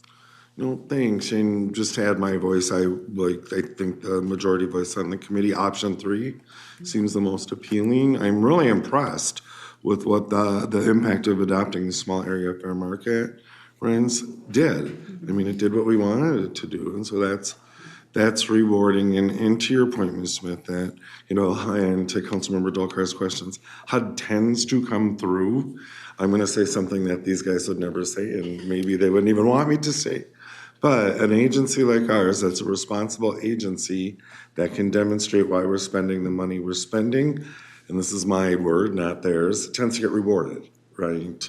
HUD will come through with that money, and, so that's really in praise of our staff and the incredible work that they do. But I don't think in all the years I've been here, no, that they haven't come through, right? The HUD comes through. Yeah, Councilmember Wolf. Thank you, Mr. Chair. I just had one more question that I know you're not going to have an answer to today, but would be nice to know is, in the places where there are decreases in voucher holders, I hope that wasn't because buildings were torn down or fixed up and the rents jacked up. Is it generally that those are now available to people who can afford that? The kind of more affordable units, but they're not within the voucher system, so we're making, strides for other people to be able to get someplace they can afford to live. Ms. Smith? Mr. Chair and Councilmember Wolf, I'm not sure I have an answer to that, but I think it's a good question. Maybe it's a combination of things, but I like to think it's that their voucher now can cover a unit in an area where they want to live, where prior it couldn't, so.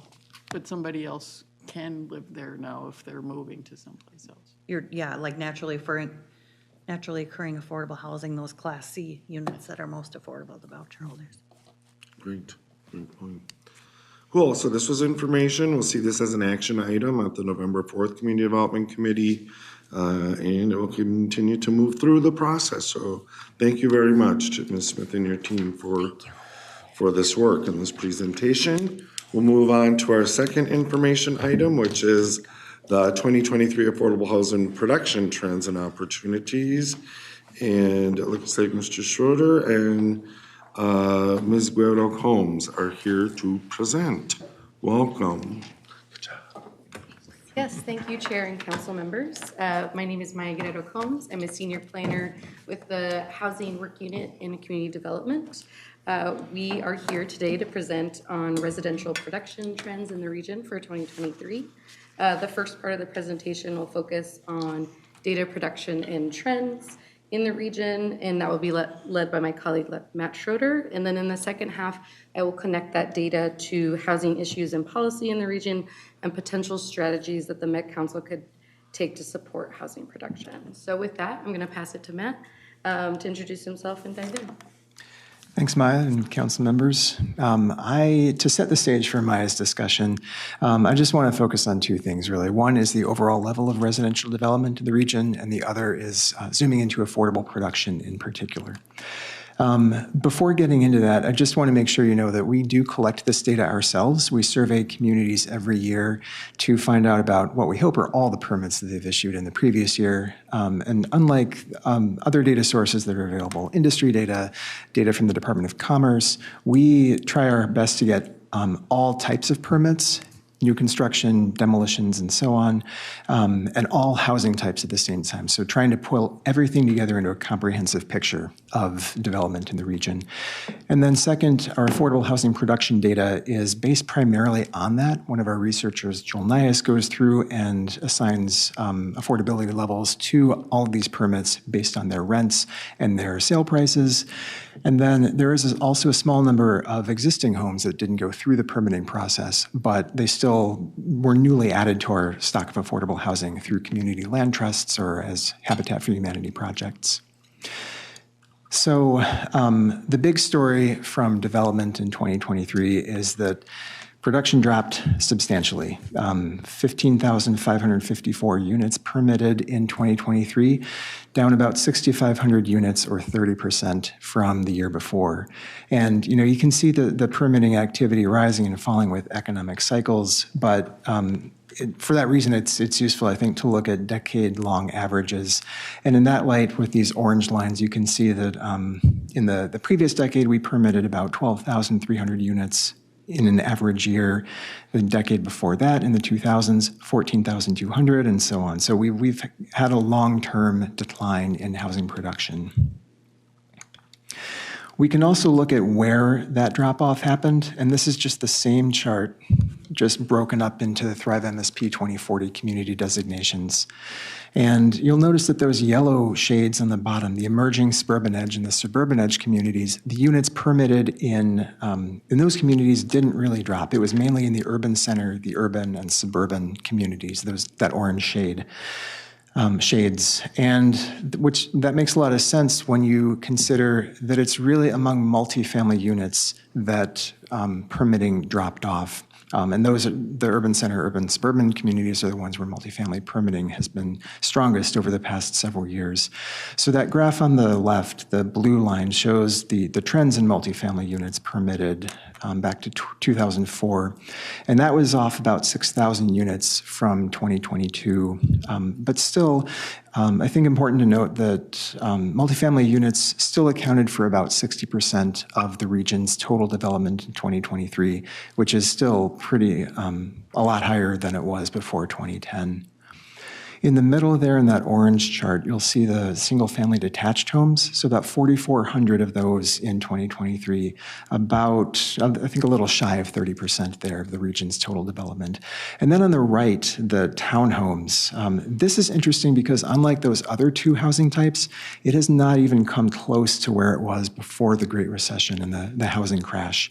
So that's down still at 1,700 units. I may need glasses. Yeah, so that has not yet fully bounced back. And even though it did account for more than 10% of the region's development for the first time since 2010, I think, that probably has a lot to do with the declining level of permitting overall. So I guess the other thing I would note about this slide is that mix of housing development, about 60 to 65% multifamily, 30 to 35% single family over the past several years, that is basically the reverse of the national levels. And for the U.S. as a whole, about 60 to 65% usually is single family. So the fact that that our development over the past several years has been disproportionately multifamily relative to the rest of the country kind of demonstrates that, given that single family homes tend to be more likely to be ownership, that we have kind of a shortage of development of ownership opportunities. And that is what this next chart shows. This is the homeowner vacancy rate. The blue line is the homeowner vacancy rate going back to 1986. So you can, as with permits, you can see that this has risen and fallen through the economic cycles from a low of 0.2% in 2000 to the high of 3.2% in 2007. But before the pandemic, that long-term average, the green line, was at 1.2%. And over the past few years, we've been at 0.5, 0.6%. So this really is another way of showing that, as Maya will talk about, we have a real shortage of available ownership opportunities. Our strength at the Met Council, we've prioritized completeness and thoroughness and accuracy. Our goal is not to be the most cutting edge and up-to-date data. So to get a picture of what 2024 is like, to bring this a bit more up-to-date, we can at least consult industry data.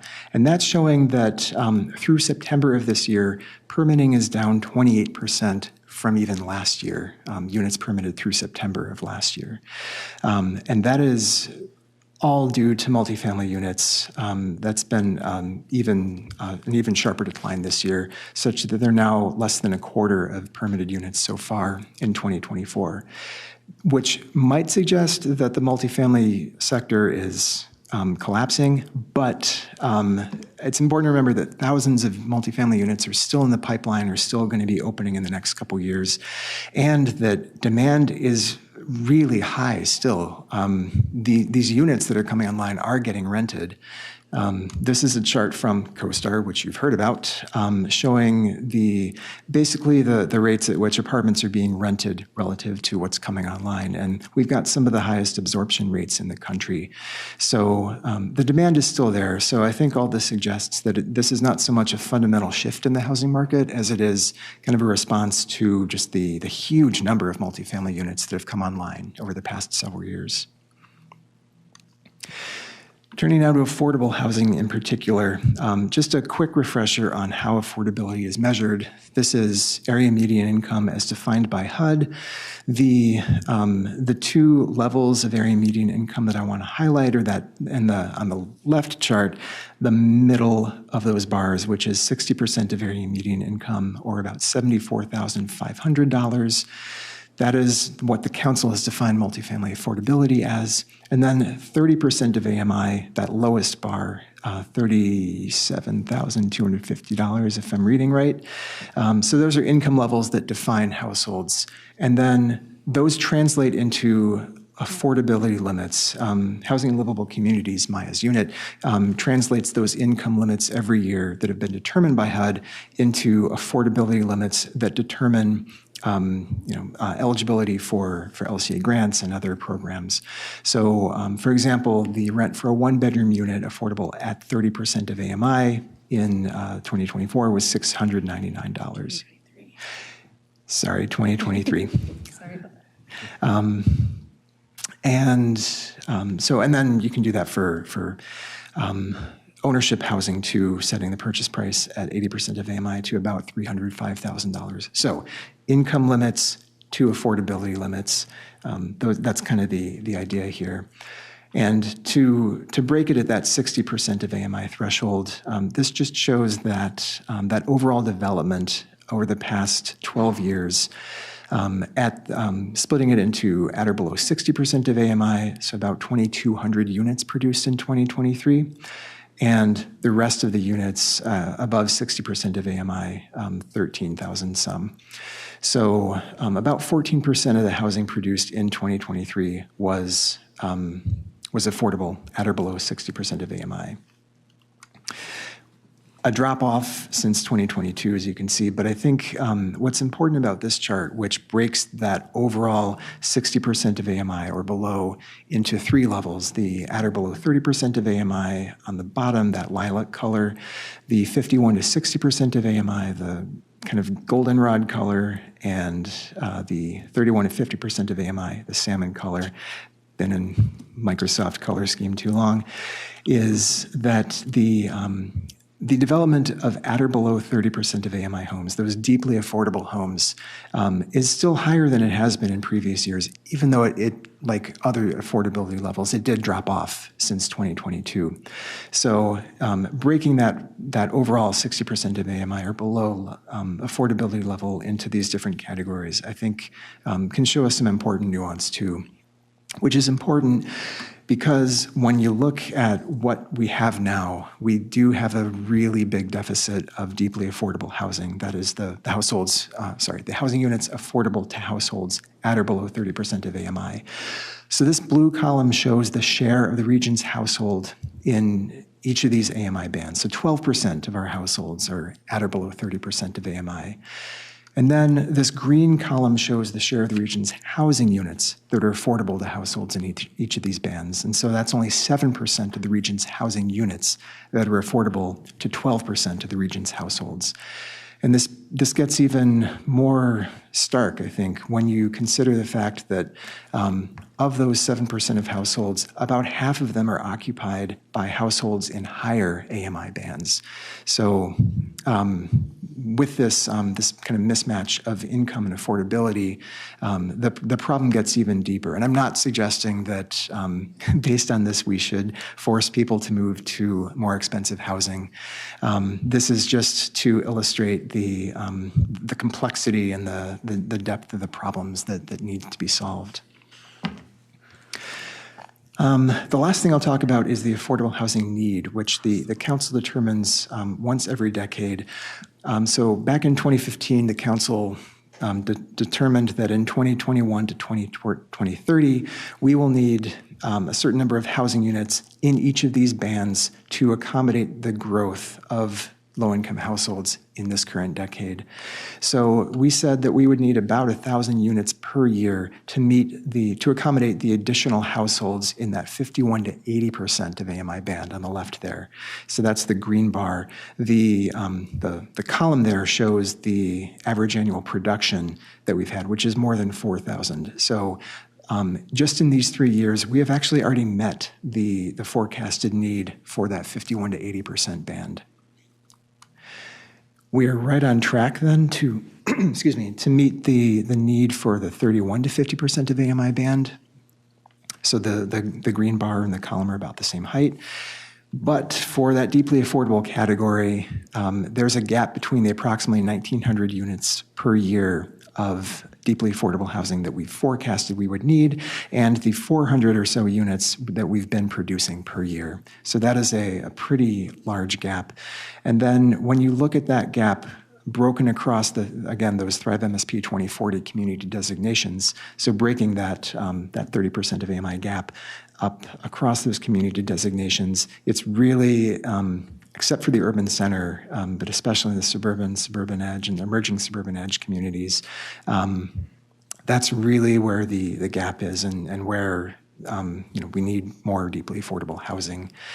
So just to recap really briefly, we've already met that 51 to 80% of AMI need and on track for meeting the 31 to 50% need But again, that gap in deeply affordable housing, as well as separately ownership options. So that is the kind of the big picture that will inform, I think, the discussion that Maya is hoping to have now. So I will pass it over to her. Great, thank you, Matt. Thanks, Matt. Maya, welcome. With all the data that Matt went over, there are a few key data points that we want to highlight and connect to regional housing issues and policies. So like Matt said, the first is even though we've had a slower production year this year, overall production of affordable housing this decade so far has been higher than what we saw in the last decade.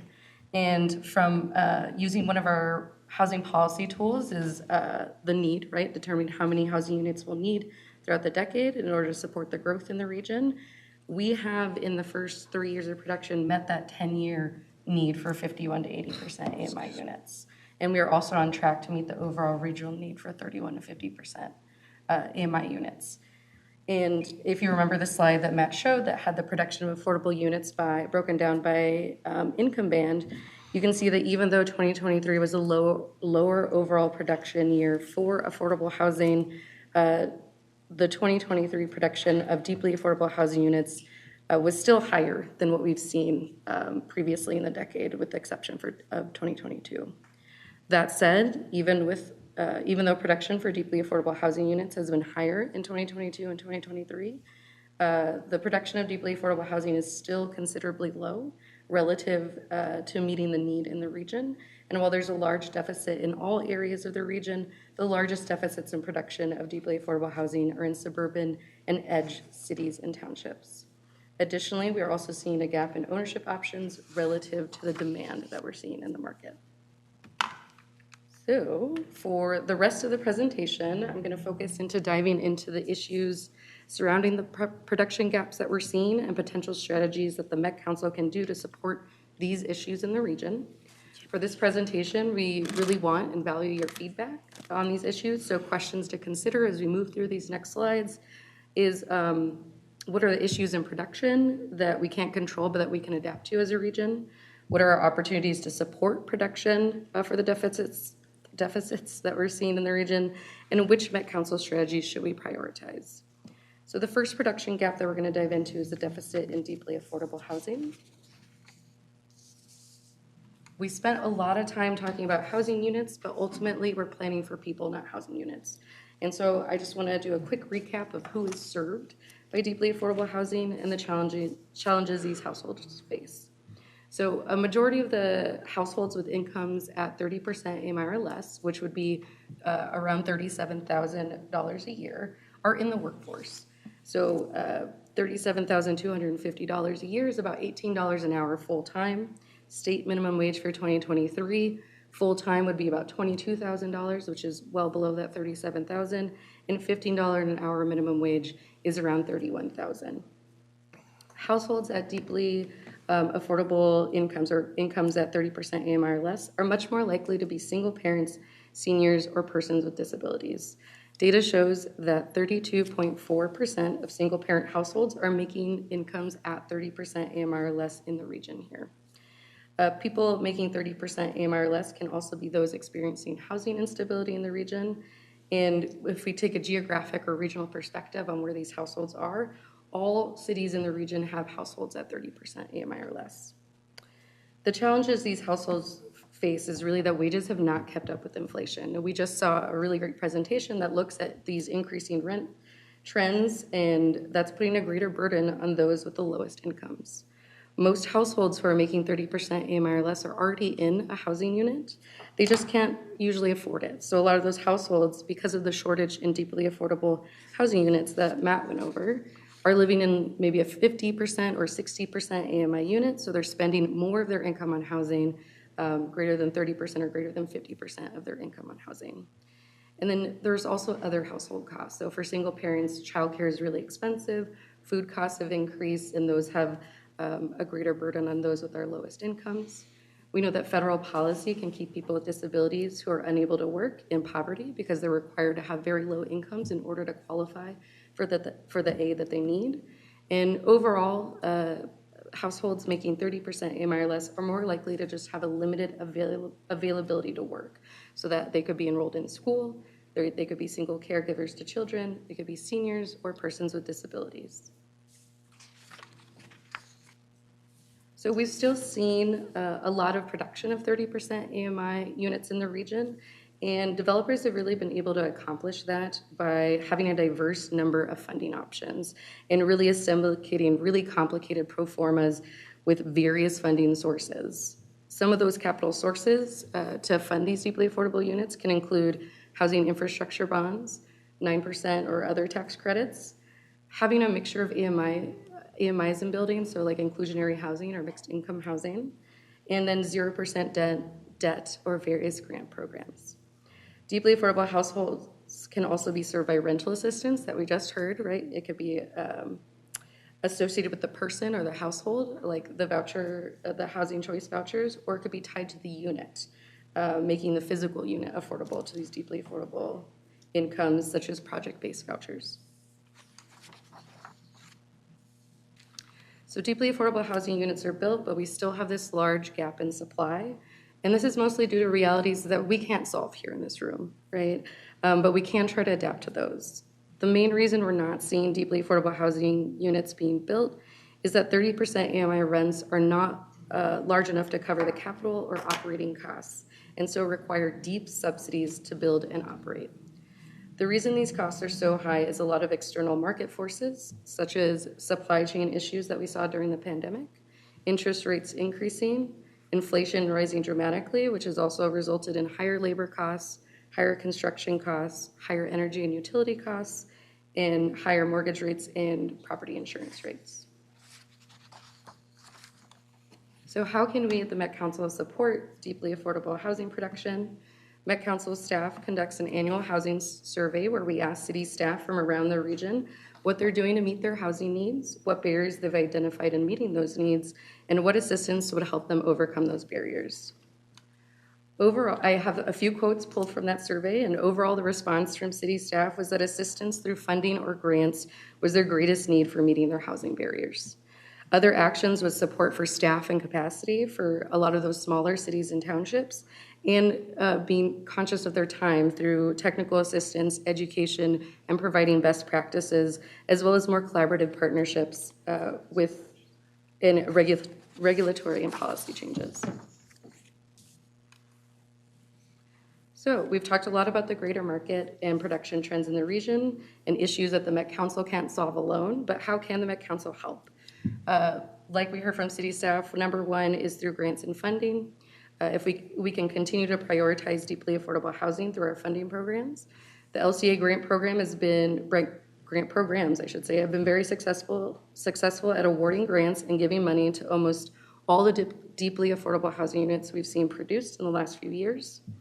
We can incorporate housing choice voucher payment standards into scoring for our grants to ensure voucher holders can access units and find a place to live. We are already requiring developments to accept voucher holders, so that's a really great requirement that can increase access to deeply affordable housing units. And we can also work to find other funding opportunities to support deeply affordable housing development. This could be project-based vouchers or finding other levers and financial levers around the council to subsidize affordable housing. An action proposed in Imagine 2050 is looking at SAC fees, so partnering with environmental services and seeing how we could reduce those fees for deeply affordable housing developments. Also, we really want to promote and provide more technical assistance for city staff to implement their own policies and programs and reduce that burden that we're seeing with smaller cities who don't have the city staff to implement these programs. Great. So the next production gap we will dive into is the supply of ownership options that we talked about, and specifically affordable home ownership options. Previously, you saw the Matt showed us that single family and townhome production has remained fairly steady over the past few years and from 2022 to 2023. But when you break it out by affordability, it kind of tells a different story. We see that more affordable ownership production is taking a dip and it's moving into those higher market rate categories. So the bottom line, the green line, is affordable home ownership. Unit production, which is those that are affordable to a household who is making 80% AMI or less. As a reminder, 80% AMI in 2023 was about $95,000 a year. The brown line is moderate market rate ownership opportunities. So that's affordable to households making between 81 and 115% AMI, which would be like between 95 and 143,000. And the blue line is the greater market rate ownership, which would be affordable to those above 150% of the area median income, which is households making over 143,000. So this increase is reflected in the median sales prices that we've seen in the Twin Cities region. We saw in 2023 the median sales price increase, and completing a pattern that we've seen in the last few years. The median sales price was $368,000. Breaking that out by single family and townhomes, we see that townhomes continue to be a more affordable option in the region. But if you look at the new construction sales prices all the way on the right, they're still very high. And that is due to similar market factors that we discussed in the deeply affordable housing, which would be interest rates rising dramatically, inflation rising, which which results in higher labor costs and higher construction costs. Sorry, I'm trying to get through this so we can get to our next item. Doing a good job. So this really impacts a lot of our households in the region who are looking to access home ownership opportunities. The regional home ownership rate is 68.2% for 2023, and there's really a large difference between the home ownership rates of Black and American Indian households versus white households in the region. Home ownership is one of the leading ways that we've seen to build wealth and build generational wealth in the region and nationwide. And so this lack of supply to affordable home ownership opportunities and ownership opportunities in general really can deepen those racial disparities that we see in this region in regards to home ownership and wealth. So what can the council do to help? The Met Council do to help? We can support affordable home ownership development through grants and funding similar to the deeply affordable housing production gap. So the LCA Affordable Home Ownership Program, which started in 2022, has already supported over 40 affordable ownership options in the first 2 years. So that's affordable at 80% AMR or less. So households that are making around $95,000, and those sales prices are about $304,000 for 2023. That program also has an affordability minimum of about 15 years. That's the minimum requirement. But most of the units that are getting funded through that program are 30 years or land trusts and really remaining affordable for long periods of time. Mm-hmm. We can also explore through the HRA ways to create homeownership opportunities for voucher holders, being sure that any program that we do implement, we would have continued education and support services for those who are new to home ownership. And we can encourage and support diverse ownership options that provide affordable ownership opportunities, such as townhomes, which we saw that are very affordable, manufactured housing, co-ops, and other shared equity models. And just like deeply affordable housing, continue to provide technical assistance to local governments that support affordable home ownership. This could be through the LCA policy development grants, as well as the funding that we recently received from the HUD Pro Housing grant. And then we have also heard from city staff that data tools and making sure that we're reporting out on data is very important. Great. Whew. Okay. Good one. Good work, Maya. Yeah, thanks, Maya. Thanks, Matt, for the work in presenting this. Lots to think on. Committee members' questions for our presenters? Questions? Well, like I said, lots to think on, lots of good data. We appreciate that. Thanks so much. Yeah, Councilmember Dolkar. Thank you, Mr. Chair. I don't have a question, but I just have a observation. I think a few weeks ago we talked about LCA and the use of LCA and wealth building opportunities and where the funding should be. And I think the slide 18 does a really good job. And then it's also in the memo. You know, the gap in affordable housing, deeply affordable housing, 30% AMI. So that makes me that makes me very certain that's where LCA should focus. And I don't know what that does in terms of impact to the other parts of the housing affordability, but if I see the gap on what is needed in terms of deeply affordable housing and where it's actually being built, and then I think slide 18 says, for deeply affordable housing, like there isn't enough financing, and the owners who are building it are never going to make the money from the market. And so that feels like the gap that we as a government should close. So that's kind of my observation and where I'm connecting LCA, which is a different program, to this. Thank you. Councilmember Wolf? Thank you, Mr. Chair. I have some different thoughts on that that maybe a little more nuanced, and I don't know if I can really get what I need to say, but if the people who are below 30% AMI need services, then I think it really makes sense to have, a whole building with the services.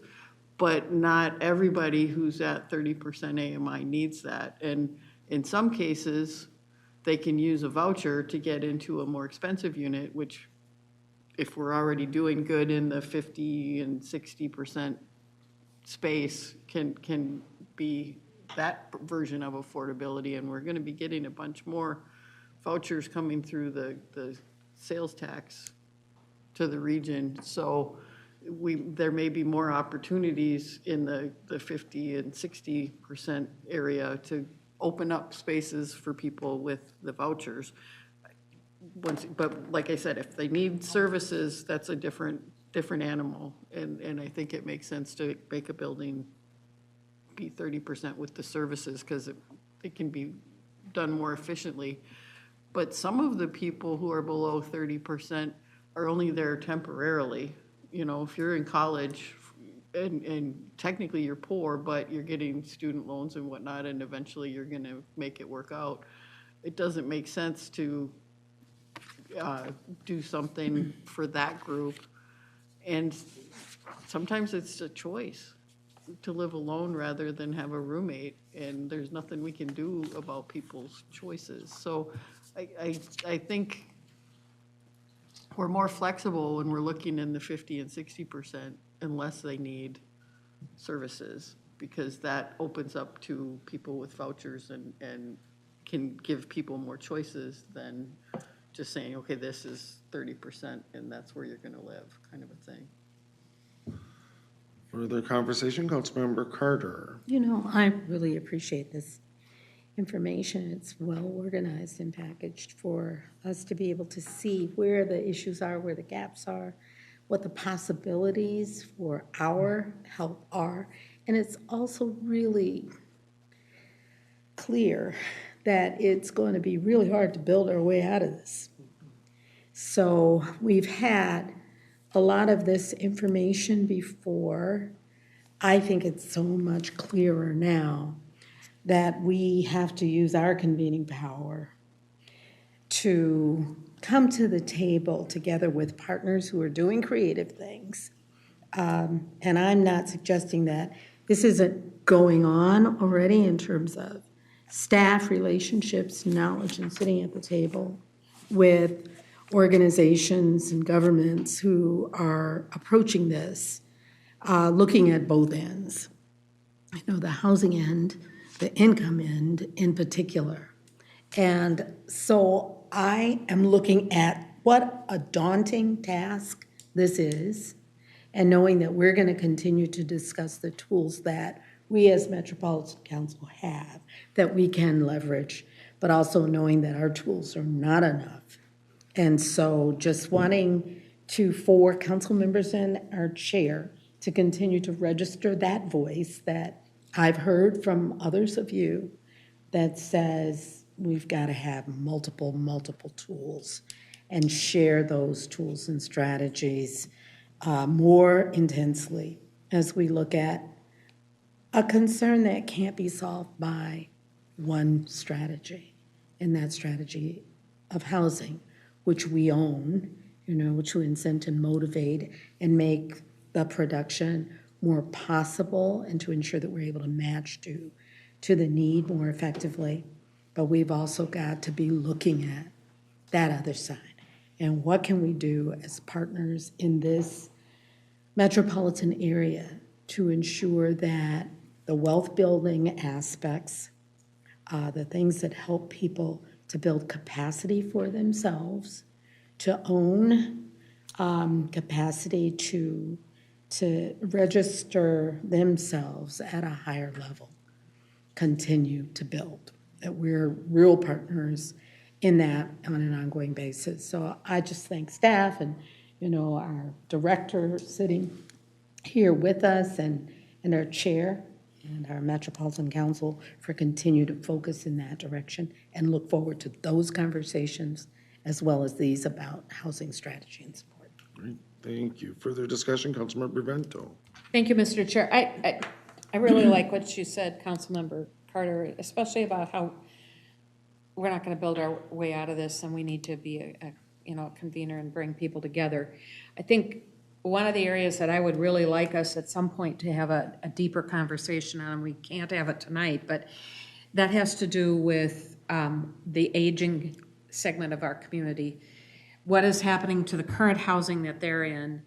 How do we help facilitate and create opportunities for them to sell that housing and to move into housing that's going to be beneficial to them as they age? I've been spending a lot of time the last 4 months in South Minneapolis assisting a friend who is in the middle of a very dire financial, medical, housing mess.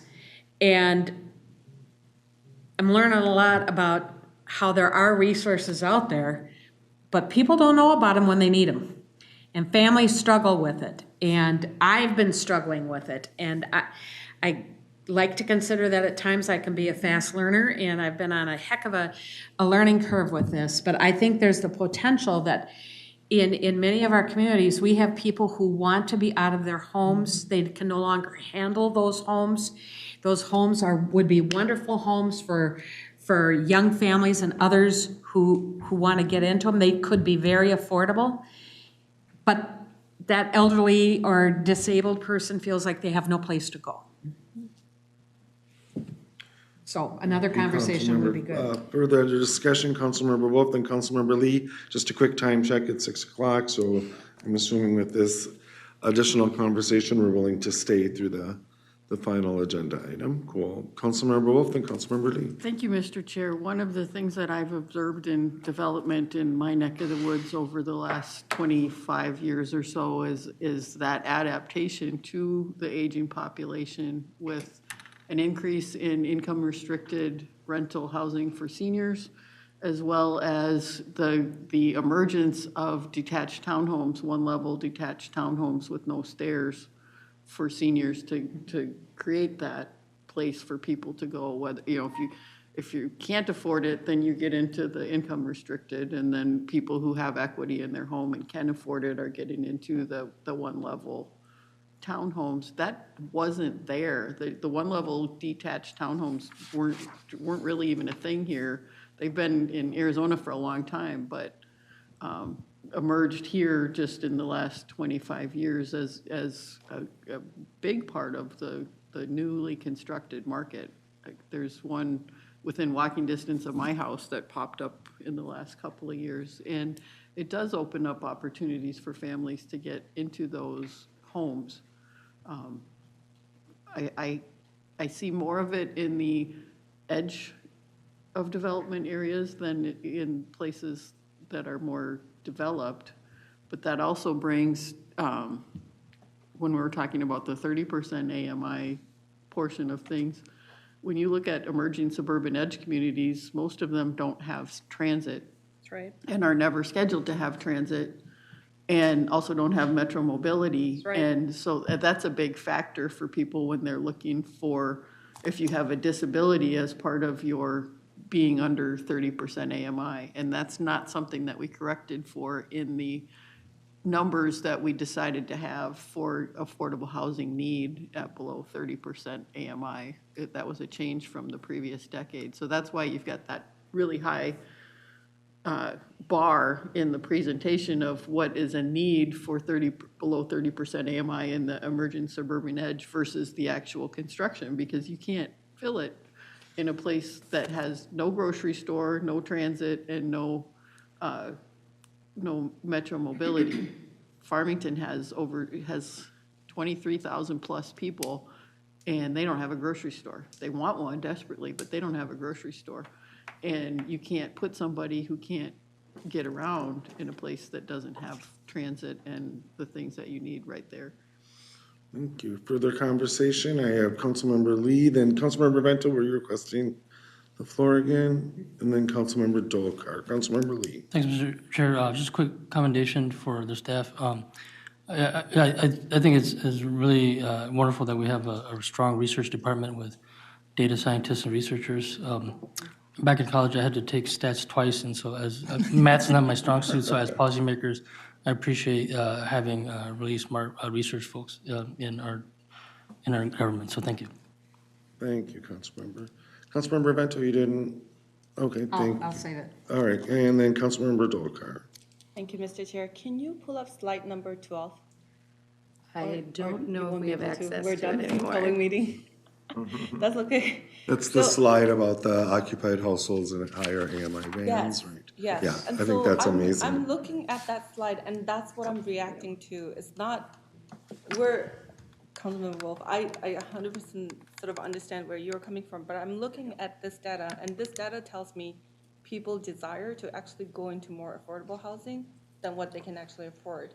So if I look at 60 to 80%, you were seeing 100, well, actually, I'm not making assumption on now who can afford it, but like, when I look at the 30% AMI, there's a significant chunk of that who lives in there who actually can afford higher rent or higher homeownership, but are choosing not to.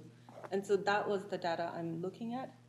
And I think that's the data that's telling us, I think if you then go a couple of slides down, the cost of building housing, like it went from 390,000 to new construction at 530, close to that. Or like townhomes are now at 380.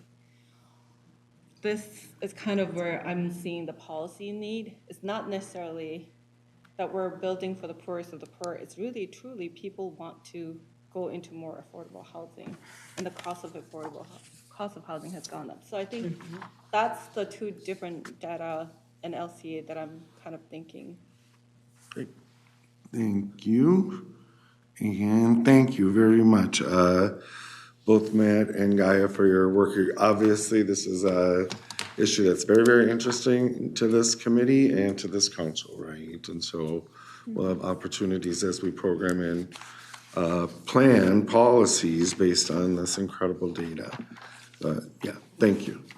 And we'll move on to our final information item of the evening. It's the draft Regional Parks and Trails Planning Handbook, and it looks like the group here is a little different than the one that was listed on the agenda. So welcome, Mr. Fan, welcome, Ms. Kinney, and welcome, Emmett. Good afternoon, Mr. Chair and committee members. Thank you for hearing us today. You have been in some deep policy conversations, so we really appreciate your time. We will try to go quickly. This is a fairly high-level presentation, and it is really just to get the Parks and Trails Planning Handbook on your radar. Like that's really my hope today. So I'm going to say we're going to shoot for a 10-minute presentation.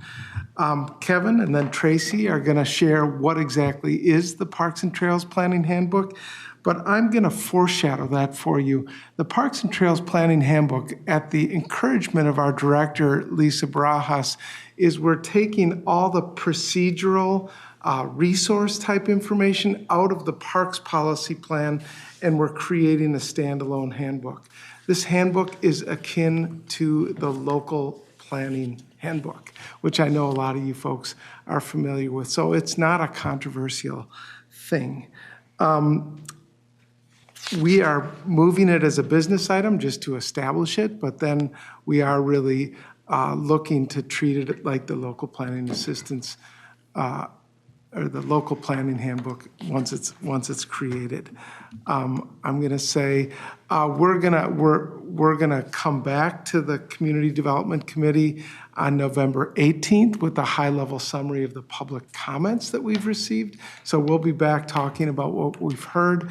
On December 16th, we're going to be back here with a business item as our MPOSC chair, Tony Russo, has asked that this be moved as a business item. So we'll be back with it in December. And then finally, in January, we'll be at the Community Development Committee with our final draft of the policy plan. So I wanted to cover we have been working really closely with the Metropolitan Parks and Open Space Commission on the development of the handbook, as well as our regional park implementing agencies. And there's a few just high-level takeaways we wanted to share. One from MPOSC is to continue to consider the balance between maintaining our natural systems and providing outdoor recreation opportunities. They don't see that as a conflict, but they do see that as a balancing act. They are asking that we present the handbook as a business item. And they've really liked it. They said for a technical document, the language is really clear. We understand it. The regional park implementing agencies are just wanting us to really reduce the redundancy, that there be truly complementary documents, that the policy plan focus on those policies and the handbook focus on procedures and resources. And so they're just telling us to do that well. Continue assessing content to differentiate policy and procedure. That has been the task all along. And finally, they said that we'd really appreciate a little more time with the planning handbook, and we gave them that time. So while the public comment deadlines were, I think it was October 7th, the deadline for the park agencies to get us comments on the handbook is this Friday. So with that, I will turn it over to Kevin, who's going to talk a little bit more about what it is. Thanks, Emmett. Welcome. So as a brief overview of the Regional Parks and Trails Planning Handbook, this is really intended to be a complementary document, as Emmett had mentioned previously. So it'll kind of talk to the policy plan and the policy chapter. Another thing to note is that the content within this document is very technical, and it contains a lot of procedural and contextual language that kind of outlines the different processes for our regional parks and trail system. So with that said, it's intended to have an audience that is mostly agency staff and a lot of technically minded folks. Within this planning handbook, there's also the amendment process for the handbook. And within it, we've also included that this amendment process will, for specific content in the handbook, it'll be amended every 4 years on the same cycle as the Regional Parks and Trails policy plan. And then for content that's more oriented towards resources, such as webinars, tools, or any guidance that comes along, will be amended into the handbook on an as-needed basis. So moving on into the specific sections of the Regional Parks and Trails Planning Handbook, some of the key changes that are being added is in the introduction, we have added that contextual language that kind of describes that aforementioned amendment process for the handbook, but we've also added some language that kind of defines the purpose of this document specifically. And then we've also moved the research and engagement summary from the policy chapter into this section to kind of summarize any previous engagement or research that has been done for the Regional Parks and Trails system. Within the next section, which is the system plan, this was just a lot of reducing redundancies and consolidating a lot of language. So we added some contextual language that explains where the Regional Parks and Trails system falls in the outdoor recreation system in Minnesota. And then we also added, we worked to consolidate some regional park and trail system unit classifications, and we consolidated it all into the policy chapter with the different one-pagers for each unit. And then a final thing that is being proposed in the system plan section is a proposal to add agency level maps that kind of outline the different phases of different units within each agency's boundaries. Moving on into natural systems and climate resiliency, this was mostly focused on adding some procedural language around the system additions process. And then in addition to that, we focused on adding graphics and procedural language to better clarify the system additions process, but we also explained how a search area or a corridor becomes operational through our council processes. And then in addition to that, we also just worked to realign some of our existing processes to better align with the policy chapter. So that is realigning the study area criteria to match the locating and acquisition super factors, which are a natural systems foundation, equity, and geographic distribution. And then we also continued our commitment to monitor local and non-local visitation with our park agency partners. Within the climate resiliency section, this is currently kind of just a placeholder paragraph currently, and this is just due to the fact that this is a very new section in our policy chapter.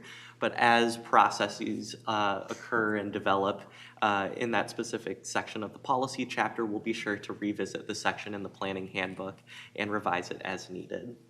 And now I'll hand it over to Tracy to go over the planning section. Thanks, Kevin. Yeah, section 5 is planning, and this includes the long-range plan processes and requirements. So the planning requirements were reorganized and streamlined into 3 main categories, including engagement, development concept, and natural systems.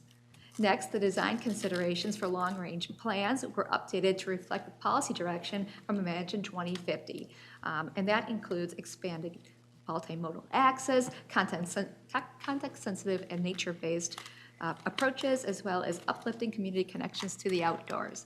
And next, there was clarified criteria and processes for the different types of long-range plan amendments, including the full amendment, focused amendment, and administrative process for minor amendments. As part of this work, there is clarified criteria and processes for boundary adjustments, and a proposal for adding a focus plan amendment threshold for regional trail alignments. More about this on the next slide. And lastly, the language on joint powers agreements is now included in section 5 of the planning handbook. So here's a deeper look at the proposal for a focused long-range plan amendment regional trail alignment threshold. This is part of table 5-1 on page 24 of the planning handbook attachment of your business item. The recommendation is that a regional trail realignment can be made up to 1.5 miles from the original alignment, and proposed trail extensions may be made up to 1 mile. This recommendation is based on our current trail spacing guidance and experience working with our park agency partners. The remaining amendments would use this threshold as the cap that can take place with a plan amendment. Any requests that exceed this threshold would require a policy plan amendment. So on to section 6, system protection. What's new? We clarified the local comprehensive planning language, connecting it to the Imagine 2050 guidance, particularly for multimodal transportation and natural systems protection. We added additional resources to clarify the council's land conversion process. The land conversion and utility process requirements were moved back to the policy plan for clarity. And lastly, the telecommunications towers processes and requirements were clarified mainly to remove redundancies. The last section of the planning handbook is section 7, recreation facilities and programming. This section of the planning handbook includes criteria to consider when conducting a recreational activities and facilities evaluation process. A new flow chart was added to help with these steps, with the next steps related to council committee guidance on long-range plan requests. This section also includes a new list clarifying ineligible recreation activities, including sports complexes, off-road vehicles, enterprise facilities, and other ineligible activities, just to give you a sense of what we're talking about here. And lastly, this section includes the Trail System Coordination Work Group Work Plan priorities for 2025 through 2028. So this wraps up our presentation in the Planning Handbook, and we welcome your comments and questions. Great. Thank you, Tracy. Much appreciated. And I like this approach, this innovation. I know it's different than how we have done it in the past, but I think it's clear and it sounds like we're getting good feedback from our partners as well. So very cool. Comments, questions? I see Councilmember Wolf, then Councilmember Lindstrom. Thank you, Mr. Chair. So in that table about the trail adjustment things, when it talks about a proposed trail extension up to 1 mile, and it enables connection to an existing or future trailhead, park, local trail, or other destination. So are you talking about regional parks or are you talking about local parks? Mr. Chair and Councilmember Wolf, we're talking predominantly about regional parks. If there were, like recently, we've worked with Three Rivers on the 9 Mile Creek Regional Trail, and they had like a 0.2 mile spur that they're connecting with the Southdale Library. They're creating a trailhead there. And we are recommending that they conduct plan amendment in order to accommodate that change, but that it be eligible. So that isn't a regional facility, but usually they are regional facilities. Councilmember Wolf. Thank you, Mr. Chair. I'm just concerned, I think it is great to have local connections to the regional trails. That's very, very important. Yep. And sometimes there are local trailheads as well. But I'm concerned that it would kind of it has the potential to be misused to kind of pay for what is essentially a local connection to the regional trail system, if that makes sense. I expect that local connections should be paid for with Not local connections. Got it. dollars. Thank you. Further discussion, Councilmember Lindstrom. Thanks, Mr. Chair. First of all, whoever put a picture of a fishing pier on the cover was really thinking ahead. Good timing there. And then I was going to say, one thing I really like about the local planning handbook is that it includes plan examples and best practices. So I suspect you're thinking about doing a similar sort of thing for this handbook, but just going through, thinking about like who really hit it out of the park when they're thinking about a facility expansion, like did all the right steps and then spelling that out. I think if I was in an implementing agency, that would be helpful for me. Thank you. Cool. Excellent point. Further discussion, Councilmember Bento, then Councilmember Wolf. Kudos to the staff, Kevin, Tracy, Emmett, to all your team. This is hard work, and you get it done and you make it look painless, and I know there have got to be moments where it's painful. Great, thank you. Agree, concur. Further discussion, Councilmember Wolf. Thank you, Mr. Chair. You kind of went over what's new and different, but if there's anything else that represents a different way of doing things from how we've done it in the past, I want to make sure we get all of that before the next time we look at this. I'm going to be reading through it in more detail. I skimmed through it, but I'll be reading it in more detail now that we've had the presentation, since it's just an information item anyway. But if there's things that are fundamental changes in how we do things, I want to make sure that we get that pointed out to us. Makes sense. The idiot's guide to the handbook. You're at the graduate level, Councilmember Wolf. I just want to tell you that. So you're hitting on all cylinders. And I think we did call out all the significant changes. So I think, we welcome your reading of it carefully and are happy to meet with you if that's of interest. Thank you. Yeah, thanks. I look forward to spending more time with the draft handbook. Cool. Any other discussion, questions? Again, I'll just echo what other committee members said. This is just great work. So thanks for your hard work and for bringing it to us to introduce it to us, so. Thank you for hearing it today. I appreciate you staying over time. So. Always a pleasure. Well, anything else, Terry, Lori? Okay, seeing no further business before this committee, we're adjourned. Thanks.